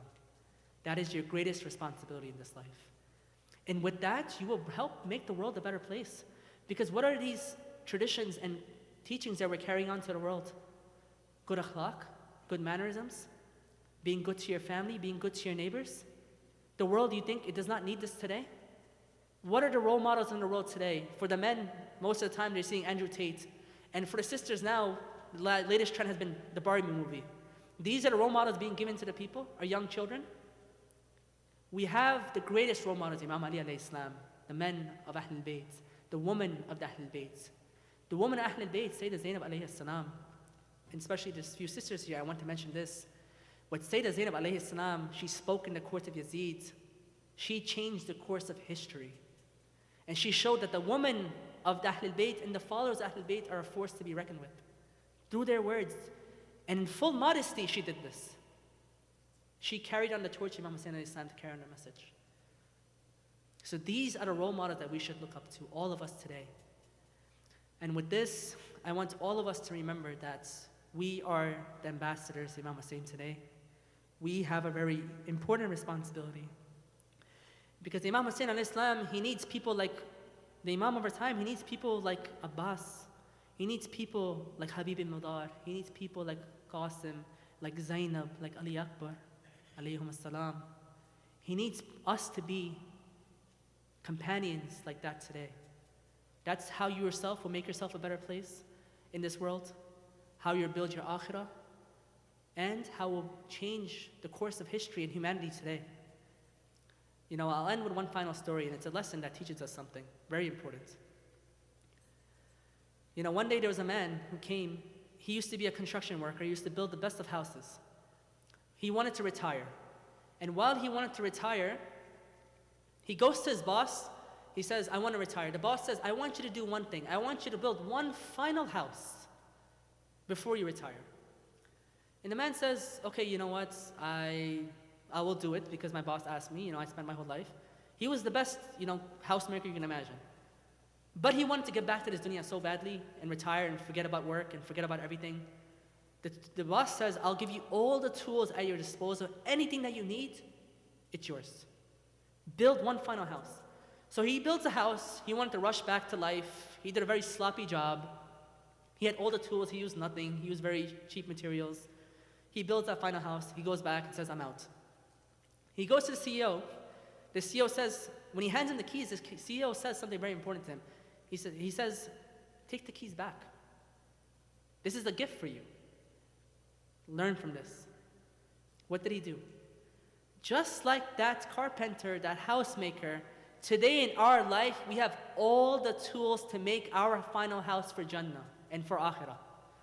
What are we doing to use these tools? Are we using these tools to build our Akhirah, or are we using these tools to build our dunya? Remember this. And don't get me wrong. I'm not saying do not build the dunya. Allah had made the dunya for us to enjoy. Enjoy it. But make sure that your heart is not so attached to the dunya that when you lose this dunya or something from this dunya, you go into depression or heartbreak or you forget Allah. You can have nice things. You can live a good life in this dunya.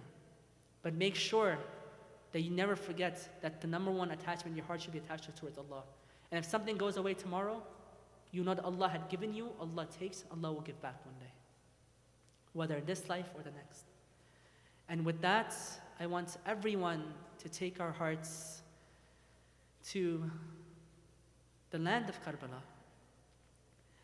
And remember that the family of Muhammad, wa Ali Muhammad, is there in these nights,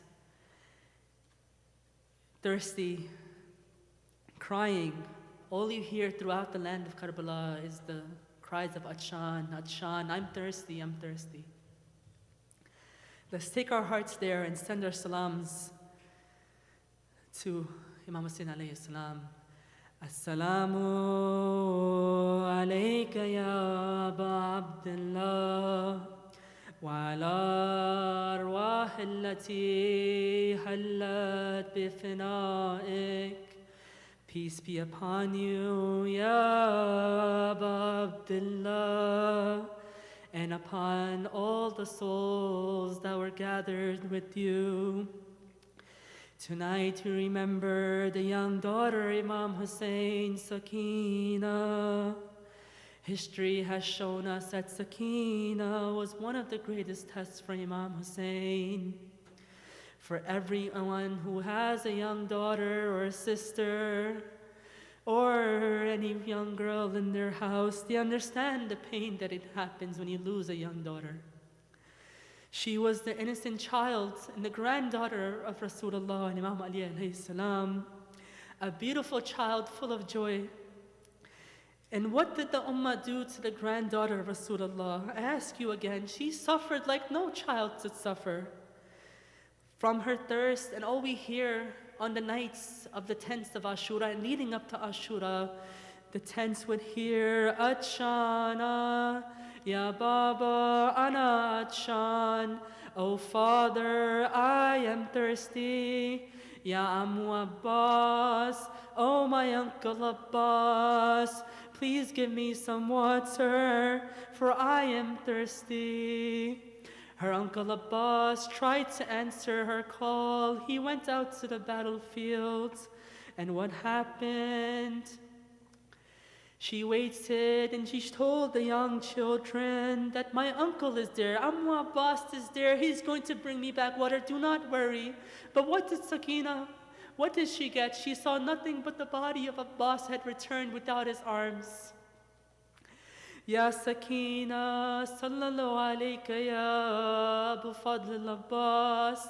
He tried his best, but he could not have made it back to Sakina. Her uncle's body had come back, but there were no arms there. She had received her uncle's body with no arms.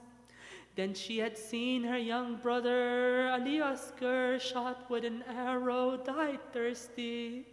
She's a young girl who's going through the biggest musibah of her life. Can you imagine this? Ya Ummah, what have you done to the granddaughter of Rasulullah? What have you done to the granddaughter of Ali and Abu Talib alayhi salam? The one who used to take care of the orphans, today you have made the granddaughter of Ali an orphan today. It's something that we must realize and understand and comprehend. What did the Ummah do? You know, it says that Imam Hussein came to say goodbye to Sakina. And Sakina started to cry. She says, Ya bint Sakina, my beloved, please don't cry now, for I'm going to go away, and I know you're going to cry many tears after I'm gone, but my heart can't take this, Ya Sakina. Please don't cry now.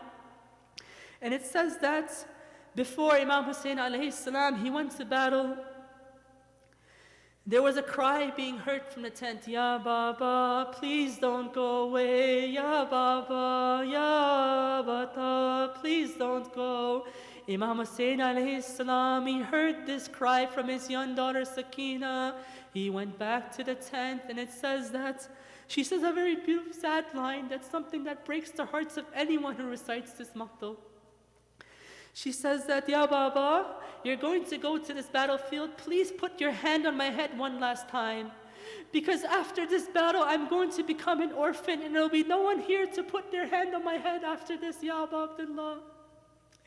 It's something that you must realize. She was the one who could not go to sleep without her head lying on her chest of her father. So it says on the nights of Sham-e Ghariba, when she was running from tent to tent, and the fire was being set on the tent, she went out, and she went missing. And people would ask, where is Sakina? Where did Sakina go in this darkness while the tents are being burnt? It says that Sakina, she went looking for the head of Imam Hussein alayhi salam. And some traditions tell us that the heart, how did she find the head?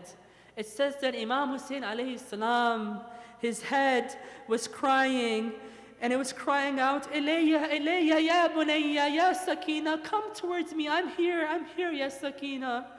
And what did she do? She went towards the chest of Imam Hussein alayhi salam, but where was the chest to be found? It was trampled by the horses. It says they found her lying on the chest of Imam Hussein alayhi salam. She tried, but she couldn't figure out where was his chest, where was his legs. For Imam Hussein alayhi salam's body was trampled.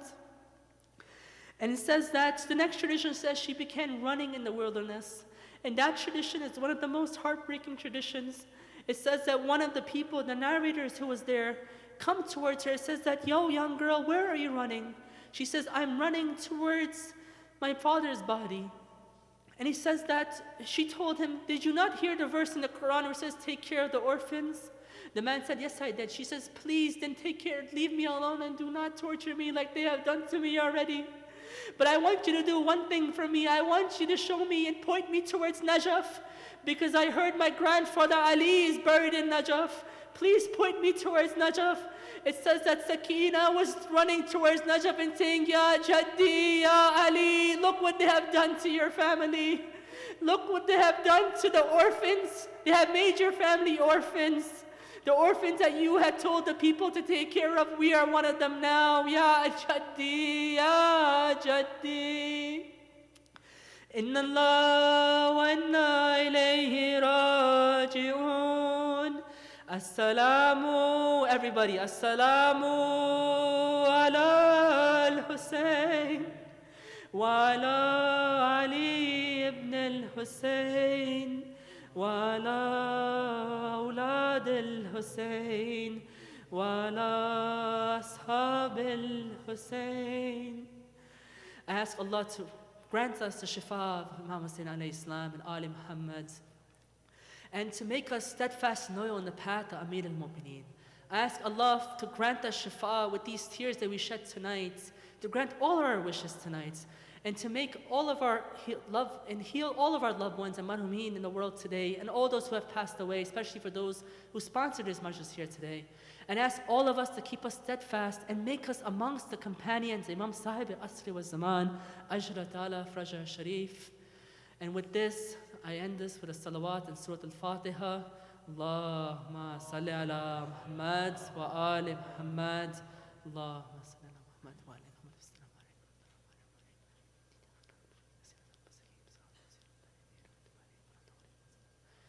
Matam al-Hussein. Ya Hussein.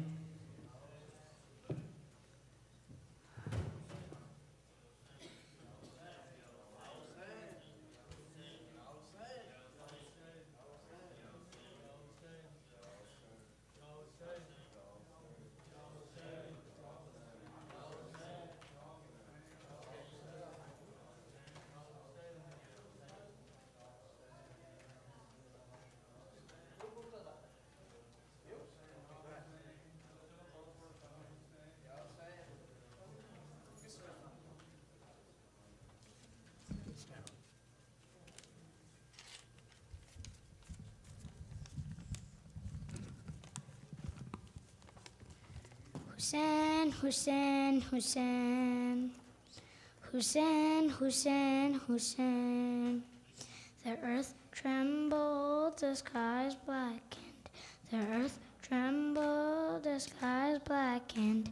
The earth trembled, the skies blackened. Hussein has been martyred, Hussein has been martyred. The earth trembled, the skies blackened. The earth trembled, the skies blackened. Hussein has been martyred, Hussein has been martyred. I told Jannah, please don't take father. Whoever goes, they never return. I told Jannah, please don't take father. Whoever goes, they never return. My father then told me to him, I'm so dear. My father then told me to him, I'm so dear. The time has now come for us to part. The earth trembled, the skies blackened. The earth trembled, the skies blackened. Hussein has been martyred, Hussein has been martyred. After you were slain, they came into our tents. They slapped me on my face and snatched my earrings. After you were slain, they came into our tents. They slapped me on my face and snatched my earrings. Do they not know we are of Ahl al-Bayt? Do they not know we are of Ahl al-Bayt? Oh, grandfather, where are you? The earth trembled, the skies blackened. The earth trembled, the skies blackened. Hussein has been martyred, Hussein has been martyred. Sakina cannot sleep, her father has been slain. Oh, father, where are you? Sakina cannot sleep, her father has been slain. Oh, father, where are you? I want to lay my head upon your chest. I want to lay my head upon your chest. When will I see you? When will I see you? The earth trembled, the skies blackened. The earth trembled, the skies blackened. Hussein has been martyred, Hussein has been martyred. When I fell down from the camel's back, Zainab cried out, no one took heed. When I fell down from the camel's back, Zainab cried out, no one took heed. By the Father your head fell off, Holy Spear. By the Father your head fell off, Holy Spear. When will I see you? When will I see you? The earth trembled, the skies blackened. The earth trembled, the skies blackened. Hussein has been martyred, Hussein has been martyred. The earth trembled, the skies blackened. The earth trembled, the skies blackened. Hussein has been martyred, Hussein has been martyred. Salawat.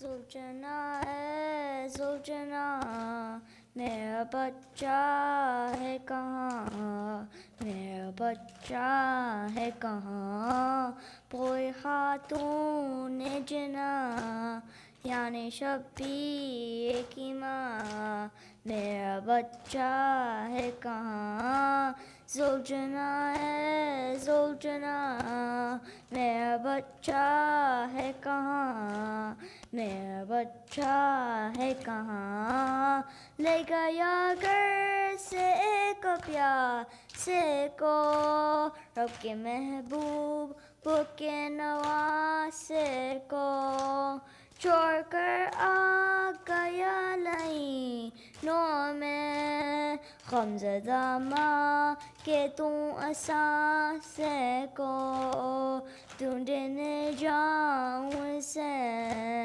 اس اندھیرے میں کہاں میرا بچہ ہے کہاں زوجنا ہے زوجنا میرا بچہ ہے کہاں میرا بچہ ہے کہاں جس نے لاشیں اٹھائے دے دن بھر خون اصغر تاجست چہرے پر زخم اکبر کی تھی انی دل میں پائے خیر غم کہ جو کئی تھی کمر حقرات ہے نبی ہے علی میں ہوئے فغاں میرا بچہ ہے کہاں زوجنا ہے زوجنا میرا بچہ ہے کہاں میرا بچہ ہے کہاں راکھی بے دوش مصطفیٰ تھا وہ تجھ کو بچپن سا چاہتا تھا وہ ساتھ کیوں آج اس کا چھوڑ دیا جب کہ مشکل میں آ گیا تھا وہ بے وفائی کا سبب کیا کہوں تجھ کو بیاں میرا بچہ ہے کہاں زوجنا ہے زوجنا میرا بچہ ہے کہاں میرا بچہ ہے کہاں تیری ماں پہ خون ہے کس کا رنگ کا خون یہ تیری سنوار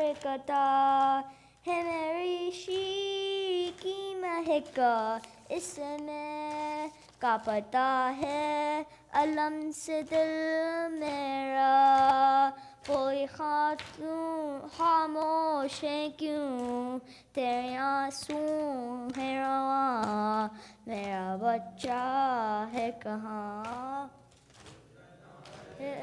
زوجنا میرا بچہ ہے کہاں میرا بچہ ہے کہاں جو تیری پیاس پر اداس رہا ہو کہ پانی کے آس پاس رہا، پھر بھی پانی پیا نہیں اس نے، دیا خطووں میں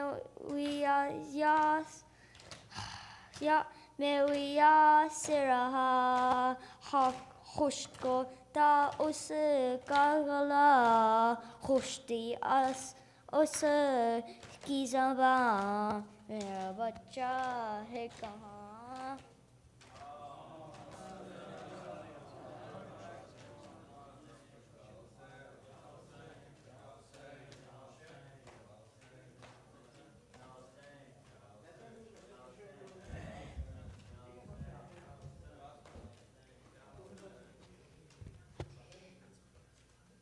جب ردا سر سے چنی میں صدا دیتی رہی، تو نہ آیا غازی، جب ردا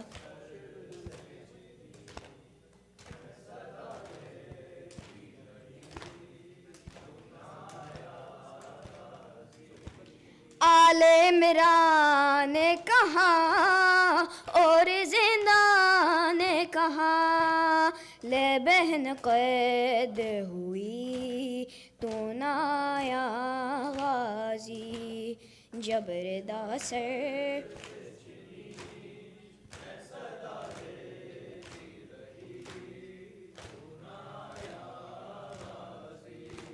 ہم کو پانی نہ ملے تیری خوشبو تو رہے، تیرے بازو نہ کٹے چاہے مشکی زاچ دے، یہ مگر ہو نہ سکا تیرے بازو ہے جدا، مجھ پہ ہے تشنا لبی تو نہ آیا غازی، جب ردا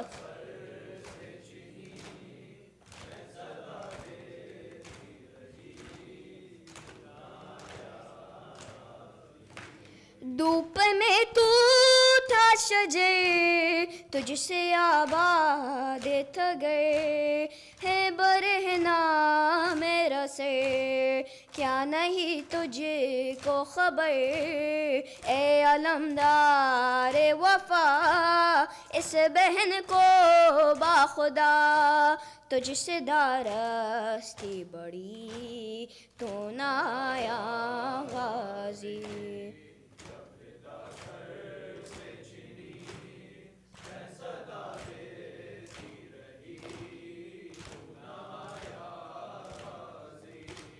آ گئی شام علم لٹ گئے اہل حرم، ریت پر جلتی ہوئی ہو گیا ٹھنڈا علم، پرسہ دینے کے لیے مجھ سے ملنے کے لیے آ گئے بابا علی تو نہ آیا غازی، میں صدا دیتی رہی، کیا کہوں شعر میرے بے-ردا ہم کو لیے، یہ مسلمان سارے شہر در شہر گئے، خلقت کوفہ کبھی خلقت شام کبھی، بارہا ہم پہ ہنسی تو نہ آیا غازی،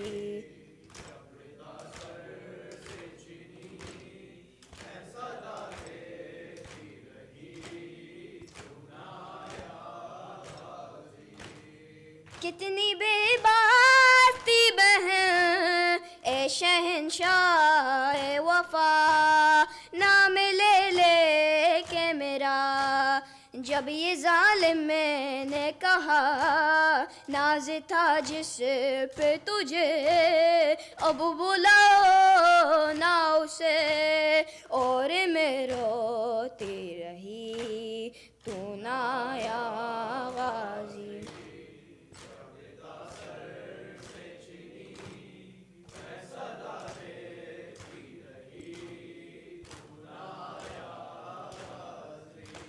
قید خانے میں قضا جب سکینہ کو ملی، دیکھ کے کرتے کا کفن بچی دفنائی گئی، اس گھڑی نام تیرا صورت ناد علی بس میں دہراتی رہی، تو نایا غازی ہے جبر داسر سے چھنی، میں صدا دیتی رہی، تو نایا غازی.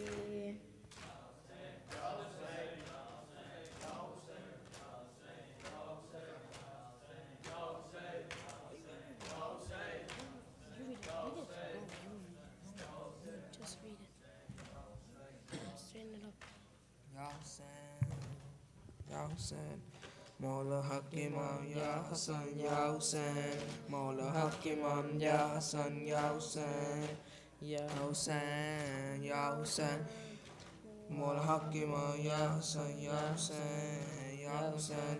وہ عابد بیمار تھا، وہ عابد بیمار تھا، چلنے سے جو لاچار تھا، چلنے سے جو لاچار تھا، اور شام کا بازار تھا، اور شام کا بازار تھا، اور مصطفیٰ کی بیٹیاں مولا حق امام یا حسن یا حسین، مولا حق امام یا حسن یا حسین یا حسین یا حسین.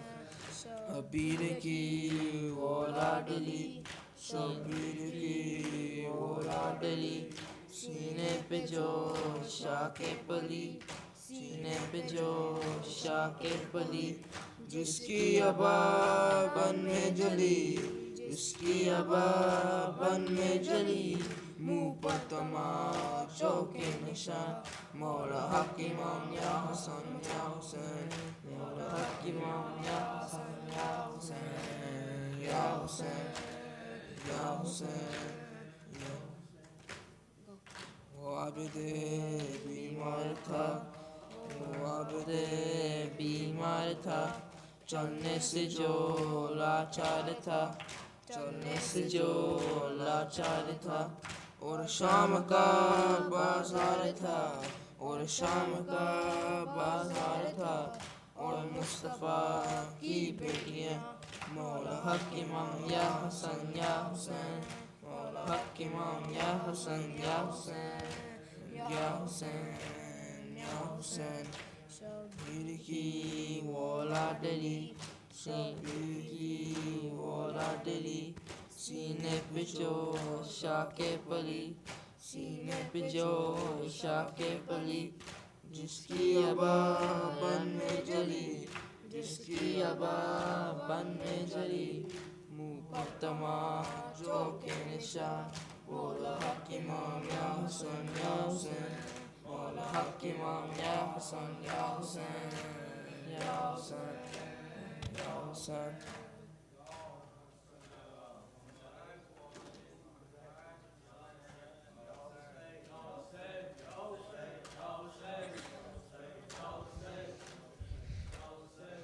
کہاں جائیں آخر بیابان ہر سو، شکستہ ہے پہلو اکیلی ہے زہرا. کہاں جائیں آخر بیابان ہر سو، شکستہ ہے پہلو اکیلی ہے زہرا. رونے پہ پہرا مصائب کا صحرا، اکیلی ہے زہرا. تیرے فاطمہ کو جلایا ہے تم نے، کیا وعدہ اپنا بلایا ہے تم نے. تماچے نے مارو مسلمانوں جاؤ، علی کو بلاؤ اکیلی ہے زہرا. رونے پہ پہرا مصائب کا صحرا، اکیلی ہے زہرا. بیاں کس سے جا کر کرو درد اپنا، ہے غیروں کی دنیا نہیں کوئی اپنا، کوئی جا کے بابا سکے دو یا جاؤ کر کہ لے جاؤ آ کر، اکیلی ہے زہرا رونے پہ پہرا مصائب کا صحرا، اکیلی ہے زہرا کہاں جائے آخر بیابان ہر سو، شکستہ ہے پہلو اکیلی ہے زہرا، لخت جگر حسن ابن حیدر یہ نانا کے پہلو میں سونے نہ دے گر، تم آ جانا پہلو میں سو جانا ماں کے بکی میں یہاں پر، اکیلی ہے زہرا رونے پہ پہرا مصائب کا صحرا، اکیلی ہے زہرا کہاں جائے آخر بیابان ہر سو، شکستہ ہے پہلو اکیلی ہے زہرا، شہ کربلا نے کہا رو کے ماں سے یہ مظلوم بیٹے نے مظلوم ماں سے، اکیلا ہوں میں بھی اکیلی ہے زینب، اکیلی ہے بابا اکیلی ہے زہرا، رونے پہ پہرا مصائب کا صحرا، اکیلی ہے زہرا کہاں جائے آخر بیابان ہر سو، شکستہ ہے پہلو نہیں ہے زہرا، یا حسین یا حسین۔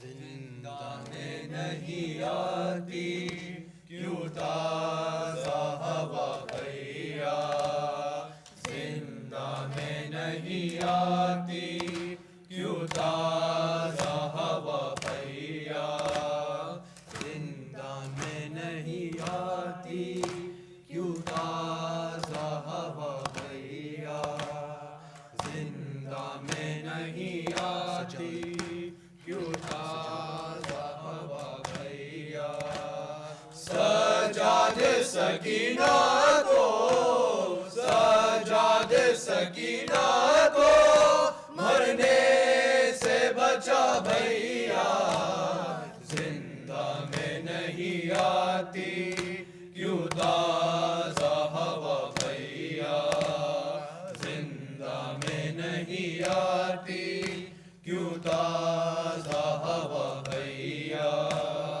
زندہ میں نہیں آتی کیوں تازہ ہوا بھیا، پانی نہیں مانگوں گی بچوں کو سنبھالوں گی، ان چھوٹے سے ہاتھوں سے تیرے کانٹے نکالوں گی، ایک بار سکینہ کو ایک بار سکینہ کو تو پاس بلا بھیا، زندہ میں نہیں آتی کیوں تازہ ہوا بھیا، زندہ میں نہیں آتی کیوں تازہ ہوا بھیا، زندہ میں نہیں آتی کیوں تازہ ہوا بھیا، جس نے مجھے مارا تھا وہ خواب میں آتا ہے، میں سو بھی نہیں سکتی کچھ ایسے ڈراتا ہے، سجاد مجھے دے دو سجاد مجھے دے دو باہوں میں پناہ بھیا، زندہ میں نہیں آتی کیوں تازہ ہوا بھیا، زندہ میں نہیں آتی کیوں ذهب بھیا زندہ میں نہیں آتی کیوں تازہ ہوا بھیا سجاد سکینہ کو سجاد سکینہ کو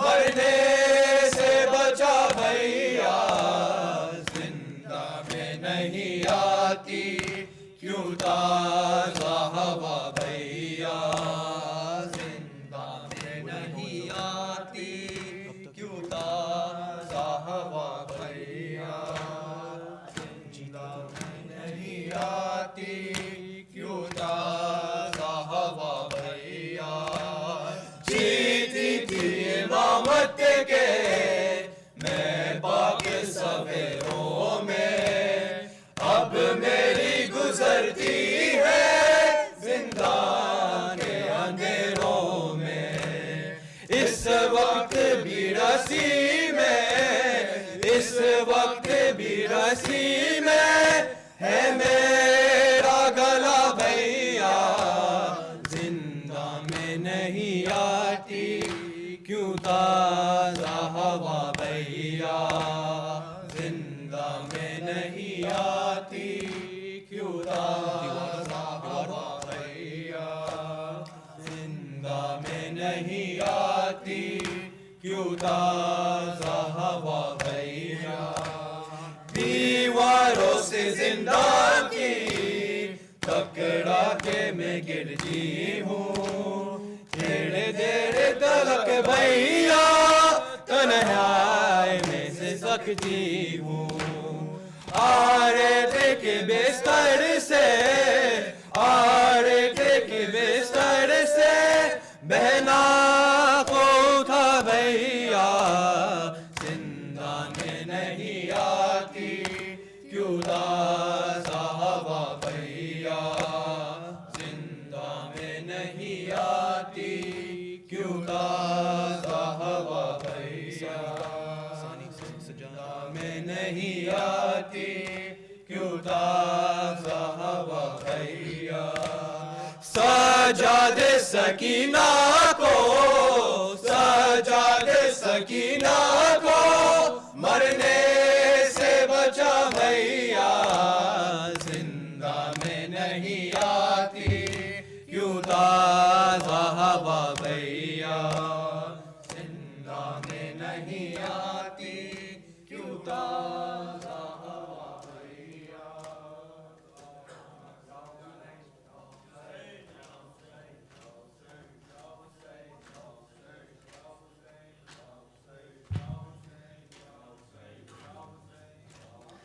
هل من ناصر ينصرنا هل من ناصر ينصرنا هل من ناصر ينصرنا هل من ناصر ينصرنا Where are you, oh Baba Hussein in Karbala's burning plains? هل من ناصر ينصرنا هل من ناصر ينصرنا هل من ناصر ينصرنا ناصر ينصرنا went to get water ya Abul Fat arrow showered his arms were cut.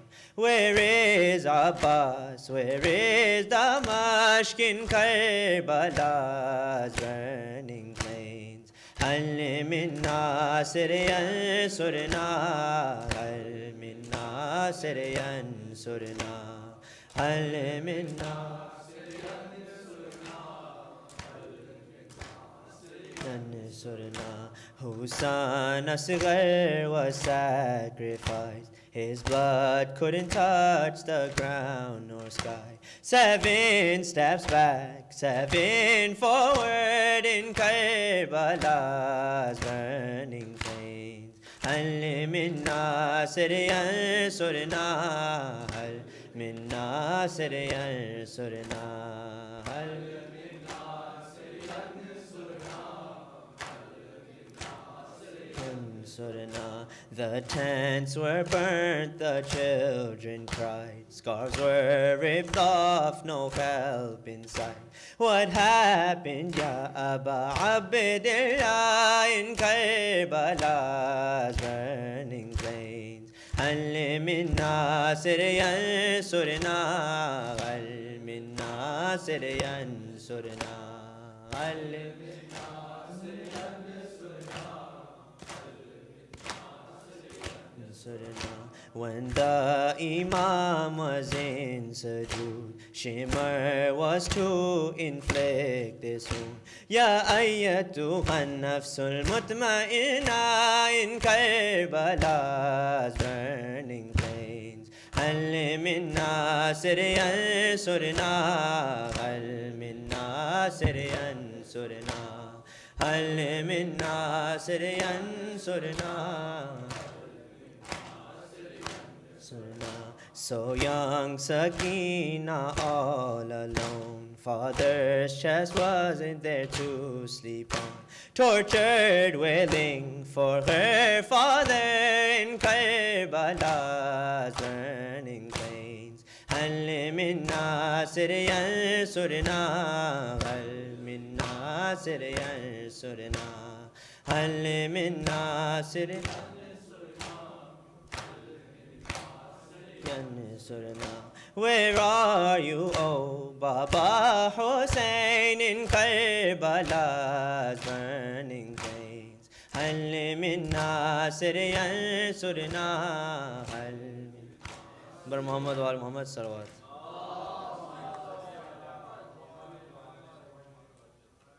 Everyone, please come forward for group Naham. Everyone, come forward. Ya Hussein. Ya Hussein, Ya Hussein. Ya Hussein. Ya Hussein. Ya Hussein. Hussein. Ya Hussein. Everyone come forward. Ya Hussein. Ya Hussein. Ya Hussein. Ya Hussein. Hussein. Ya Hussein. Hussein. Ya Hussein. Ya Hussein. Ya Hussein. Hussein. Ya Hussein. Come forward. Ya Hussein, Hussein, Ya Hussein. Come on, everyone come forward. Hussein, Ya Hussein. Hussein, Ya Hussein, Ya Hussein. Hussein, Ya Hussein. شمع سے شمع جلے سلسلہ جاری رہے ہم رہے یا نہ رہے یہ عزاداری رہے شمع سے شمع جلے سلسلہ جاری رہے ہم رہے یا نہ رہے یہ عزاداری رہے شمع سے شمع جلے اپنی نسلوں کو سکھاتے رہو ماتم کا ہنر سینہ در سینہ کرے بس یہ عزاداری سفر جیسے حالات بھی ہو رسم یہ جاری رہے ہم رہے یا نہ رہے یہ عزاداری رہے شمع سے شمع جلے سلسلہ جاری رہے ہم رہے یا نہ رہے یہ عزاداری رہے شمع سے شمع جلے یا حسین یا حسین یا حسین یا حسین یا حسین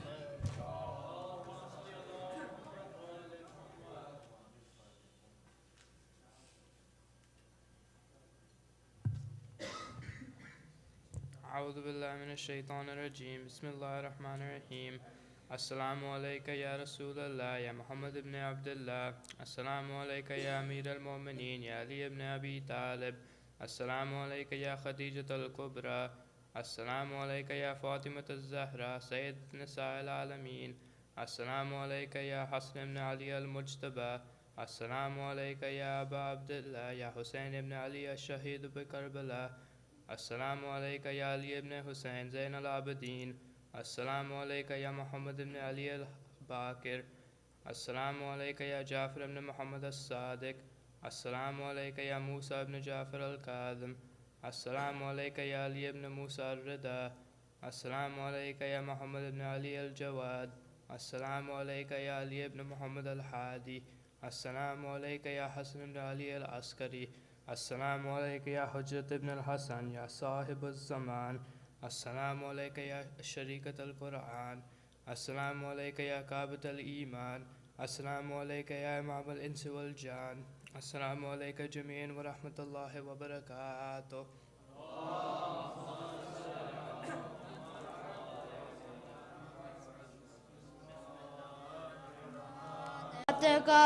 عليه وعلى آبائه في هذه الساعة وفي كل ساعة ولي وحافظ وقائد وناصر ودليل وعينا حتى تسكنه وارزقته وتمتعوا فيها طويلا برحمتك يا ارحم الراحمين.